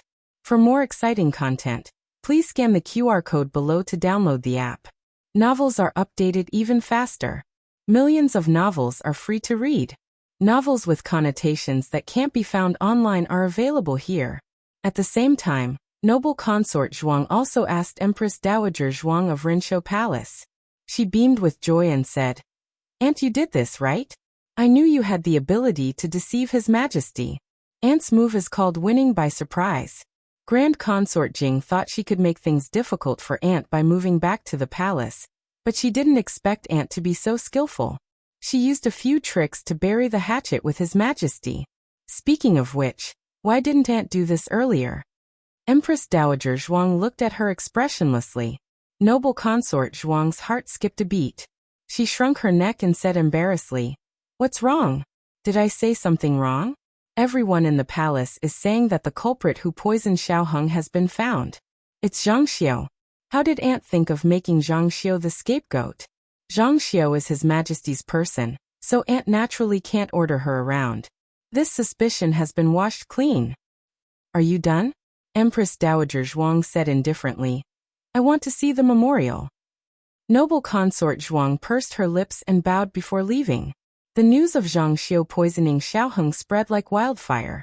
Soon, the 6 palaces all knew the truth behind Xiaoheng's death. The emperor had misunderstood Empress Dowager Zhuang for many years. Now that the truth was out, it was reasonable that he would take the initiative to reconcile with Empress Dowager Zhuang. Of course, some people thought that the emperor was using Zhang Xiao to express his guilt and filial piety to Empress Dowager Zhuang. In reality, he was trying to get close to Empress Dowager Zhuang to gain her trust, so that he could catch her off guard in the future. Empress Xiao sat in Pure Flowers Palace for a while before returning to Cunning Palace to take care of Qin Qiu. The emperor looked at Grand Consort Jing. "How is mother's injury?" Grand Consort Jing smiled and said gently, "It's not a big deal." The emperor's expression didn't relax at all. He said seriously, "The imperial doctor said that mother still needs to recuperate carefully and apply medicine every day. Granny Kai, take good care of mother." "Yes," Granny Kai replied respectfully. The emperor made a sound of acknowledgement, then said to Grand Concubine Jing, "Then this son will go to the imperial study first. If imperial mother feels bored in Pure Flowers Palace, then you can take the sedan chair to the imperial garden for a walk. The imperial physician said that staying cooped up in the room is not good for recovery. There's no need to worry about me, Your Majesty. I'm fine with the protection of Your Majesty's dragon Qi." "But Your Majesty," Grand Concubine Jing's gaze fell on his haggard brow as she spoke. "Your Majesty looks tired. Did you stay up all night to review memorials again?" The emperor smiled carelessly and said, "Recently, many areas have been hit by heavy rain. The disaster situation is serious, so it's inevitable that there will be more reports." Grand Concubine Jing took his hand and reminded him seriously, "Even so, you have to take care of your body." The emperor patted the old concubine's hand and smiled. "I'll be careful." Grand Concubine Jing's expression cleared up a bit. She thought of something and asked, "Are you using the calming incense that Kai Mama gave you?" "Yes," the emperor said. "Is it still useful?" Grand Concubine Jing asked. The emperor smiled. "The incense personally made by Imperial Mother is naturally useful." The emperor comforted Grand Concubine Jing a bit more before leaving for the imperial study. He didn't come to eat lunch with Grand Concubine Jing, so he ate in the imperial study instead. Eunuch Wei went to the imperial kitchen and ordered the cooks to make a few delicious dishes. The emperor used to talk about extravagance when eating, but ever since he stayed in Jadewater Alley, he had simplified his meals quite a bit. Eunuch Wei came out of the imperial study and returned to Pure Flowers Palace to pick up the memorials he had left in the study last night. When he came out of the study, he ran into Grand Concubine Jing and Kai Mama, who were walking toward him. "Esteemed imperial concubine." Eunuch Wei bowed with the memorials in his arms. Kai Mama bowed slightly to him. He also bowed slightly. In terms of rank, he was above Kai Mama, but the imperial palace wasn't a place where rank was the only thing that mattered. The emperor respected Grand Concubine Jing, and when she achieved the Tao, even the chickens and dogs would rise to the heavens. Grand Concubine Jing looked at him with a gentle gaze. "Eunuch Wei, how many years have you served His Majesty?" Eunuch Wei didn't think for too long and quickly replied, "This servant has served His Majesty since he was 14 years old. It's been 30 years since then." Grand Concubine Jing nodded. "Do you still remember who chose you to serve His Majesty?" Eunuch Wei was startled. He didn't understand why Grand Concubine Jing would suddenly ask this, but he answered truthfully. It was esteemed imperial concubine. Grand Concubine Jing stared at him. Then can I trust you? She used this concubine. Eunuch Wei's expression turned serious. He hugged the memorials tightly with one hand, and lifted the hem of his robe with the other to kneel down. Esteemed imperial concubine, if you have any orders, this servant will do it even if I have to die 10,000 times. Grand Concubine Jing raised a hand to help him up. Get up and talk. What do you mean by dying? You've been serving His Majesty for a long time, and he can't bear to leave you. I'm just too worried about His Majesty. I don't trust the words of others, so I can only ask you. Eunuch Wei broke out in cold sweat. He didn't dare to let Grand Concubine Jing support his lowly body, so he quickly stood up and lowered his head. Esteemed imperial concubine, if you have any questions, please feel free to ask. Grand Concubine Jing asked, how is His Majesty's health? Eunuch Wei thought Grand Concubine Jing would ask about the reconciliation between His Majesty and Empress Dowager Zhuang. He didn't expect her to ask about His Majesty's health. Eunuch Wei felt ashamed that he had misunderstood Grand Concubine Jing. He said, esteemed imperial concubine, His Majesty has been having trouble sleeping and eating lately. Grand Concubine Jing's eyes flickered. Is he in a trance and has nightmares at night? That's right. Eunuch Wei was startled. How did esteemed imperial concubine know? Grand Concubine Jing sighed. I've already guessed it. When I spoke with him just now, he seemed a little out of sorts. I asked him if he had stayed up all night reading memorials, but he said there were too many memorials. I'm guessing he just can't sleep, just like when he was young. This child. He'll have nightmares when he's under a lot of pressure, and then he'll ask me to hug him to sleep. I thought that after so many years, he wouldn't be like when he was young anymore. Eunuch Wei said, esteemed imperial concubine is worried for His Majesty. Grand Concubine Jing smiled bitterly. He's my son, and I raised him with my own hands. How can I not be worried about him? Oh right, did His Majesty use the calming incense I gave him? It's a prescription I asked a senior monk for. It can cure His Majesty's insomnia and dreams. Eunuch Wei. He used it. Grand Concubine Jing. He really used it. Eunuch Wei smiled embarrassedly. He indeed used it. If esteemed imperial concubine doesn't believe me, this servant can give you the ashes. Grand Concubine Jing smiled. No need, I believe you. In the entire Pure Flowers Palace, you're the only one who's sincere to His Majesty aside from me. Eunuch Wei bowed. This servant is afraid. Grand Concubine Jing handed him a box. This is a new calming incense, and its effects are better than the previous one. Take it and give it to His Majesty. I hope His Majesty won't be troubled by nightmares again. If it's useful, you can come find me again. I still have a lot more. Eunuch Wei took the box. Understood. Grand Concubine Jing said. Then I'll take my leave. Eunuch Wei bowed. Farewell, esteemed imperial concubine. After Grand Concubine Jing left, Eunuch Wei took the memorial and the calming incense to the imperial study, where he told the emperor about his encounter with Grand Concubine Jing. The emperor laughed. We don't remember anything from when we were young. You too, who told you to tell imperial concubine about our situation? You made her worry. Eunuch Wei explained. Your Majesty, esteemed imperial concubine can tell that you're unwell. Wouldn't it make her imagination run wild if you continue to hide it from her? The emperor shook his head. Forget it. Eunuch Wei smiled. Then this calming incense, the emperor said. Since it's a token of imperial concubine mother's goodwill, just leave it there. We'll see how it goes tonight. That night, Eunuch Wei lit up the calming incense that Grand Concubine Jing had sent over for the emperor. The scent of this incense didn't seem to be any different from the usual calming incense, except that it was thicker. The emperor quickly fell asleep as expected. Eunuch Wei thought that he would be able to have a good night's sleep this time, and that he would be able to rest as well. However, no one expected that not long after the emperor fell asleep, he had another nightmare. This time, he did not dream that he was lying on the bed, unable to move, and could only be at the mercy of others. He dreamed that he slipped and fell off a cliff, and in the nick of time, he grabbed onto a vine on the edge of the cliff. There was a bottomless abyss below him, and he would be smashed to pieces if the vine were to break. He shouted with all his might, "Protect the Emperor! Protect the Emperor!" Finally, someone came over. It was Grand Concubine Jing. Grand Concubine Jing lay down. He was so moved that he was about to cry. Imperial Concubine Mother truly loved him the most in the world.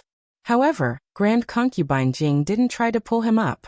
Instead, she took out a dagger and cut off the vine. The feeling of weightlessness from falling into the bottomless abyss woke the Emperor up abruptly. He sat up and gasped for air. Eunuch Wei heard the commotion and walked over with an oil lamp without even putting on his shoes. "Your Majesty." He was shocked to see the Emperor's pale face and cold sweat. "Did you have another nightmare, Your Majesty?" I. The Emperor clutched at his chest, his body trembling uncontrollably. That dream just now had been too terrifying. That feeling of falling into the bottomless abyss was worse than being stabbed 10,000 times with a knife. It was just a nightmare. He was the Emperor, not a cowardly person. How could he be scared to this extent? Even he looked down on himself. "Have some tea, Your Majesty." Eunuch Wei put down the lamp and poured a cup of herbal tea to calm the Emperor down. The Emperor gulped it down, but he didn't calm down. "I can't sleep, so I'll go read the memorials." Eunuch Wei couldn't persuade him otherwise, so he could only take the memorials from the imperial study. However, the Emperor couldn't calm down at all. The fear from the nightmare was like maggots in his bones, unable to be shaken off. The Emperor put down the memorials in frustration. "I'm going out for a walk. There's no need for them to follow." "Yes." Eunuch Wei held the lantern and left Pure Flower's palace with the Emperor. The Emperor walked aimlessly. Before he knew it, he had arrived at Cunning Palace. Eunuch Wei asked softly, "Your Majesty, do you want to go to the Empress place? This servant will go and pass on the message." The Emperor looked at the tightly shut palace doors and said indifferently, "No need. It's late, so don't wake Imperial Mother." Eunuch Wei was startled. Imperial Mother? Wasn't Empress Xiao the one living here? Empress Dowager Zhuang had already moved to Renshou Palace after the previous emperor passed away. Eunuch Wei looked at the emperor in confusion. The emperor suddenly came back to his senses and looked at him suspiciously. "What did I say just now?" Eunuch Wei was startled. Nothing. His Majesty said it's late, so don't wake the Empress." "Maybe I heard wrong." His Majesty said the Empress, not Imperial Mother. "Empress." The Emperor was dazed for a moment. He suddenly frowned and said, "Why did I come here? Why didn't you warn me? It's the middle of the night. If I wake up the harem, it'll be chaos again." Yes, it's this servant's fault." Eunuch Wei felt extremely wronged. "Ever since you left Pure Flower's palace, you've been rushing here as if you've made up your mind. Who can stop you?" "Let's go back," the Emperor said unhappily. The Emperor didn't sleep much that night. After 3 in the morning, he changed his clothes and went to court. He was so tired that he almost fell asleep on the dragon chair.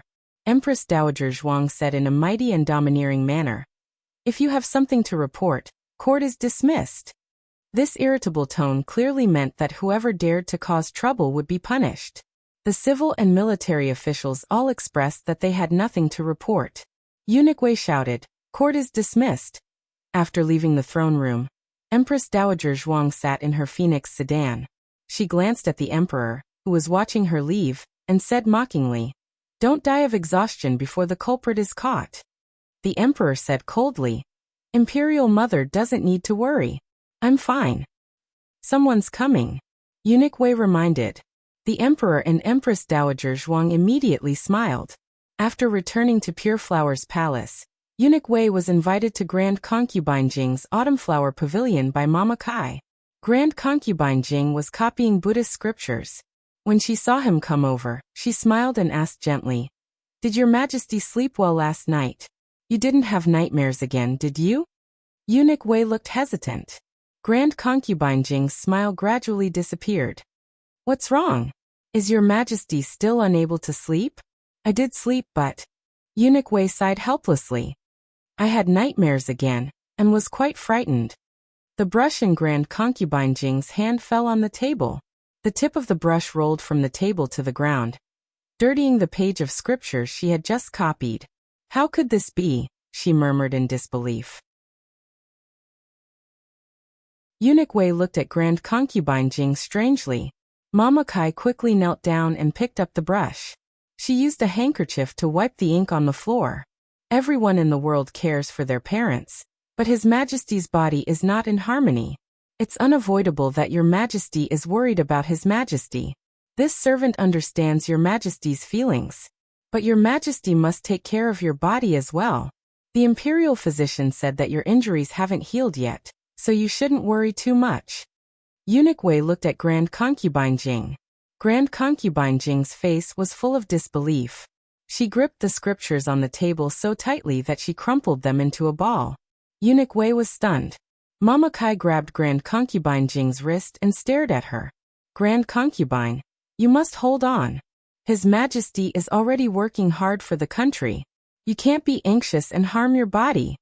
So she was too worried about His Majesty? Eunuch Wei sighed inwardly. I'll have the imperial physician come over later. Mama Kai said gratefully, Thank you for your trouble, Eunuch Wei. Eunuch Wei replied politely, It's my duty. Mama Kai smiled. I'll see you out, Eunuch Wei. Eunuch Wei declined. No need. Mama Kai, you should take good care of the Grand Concubine.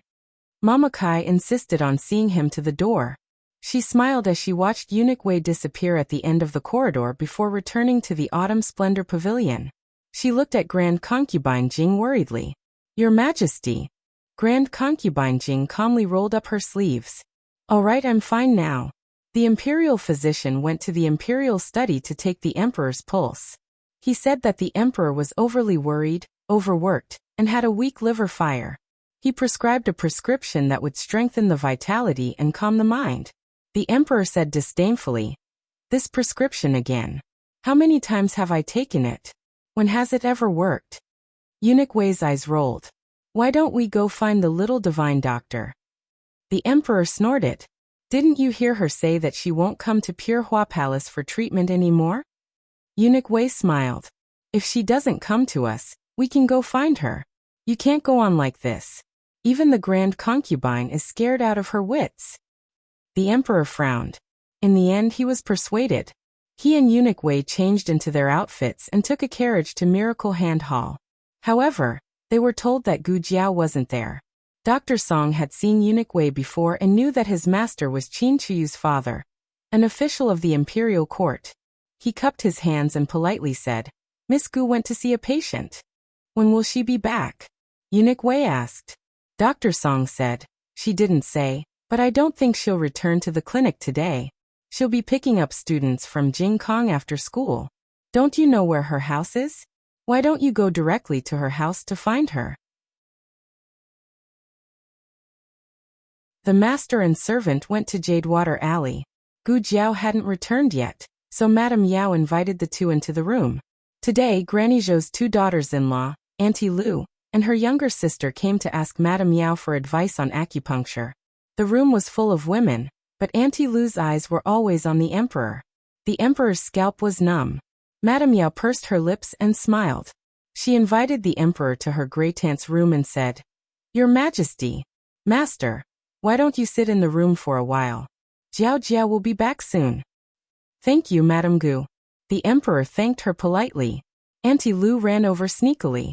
The emperor was so scared that he bolted the door. The emperor sat in the small and cramped room. Because the doors and windows were closed, the light was dim.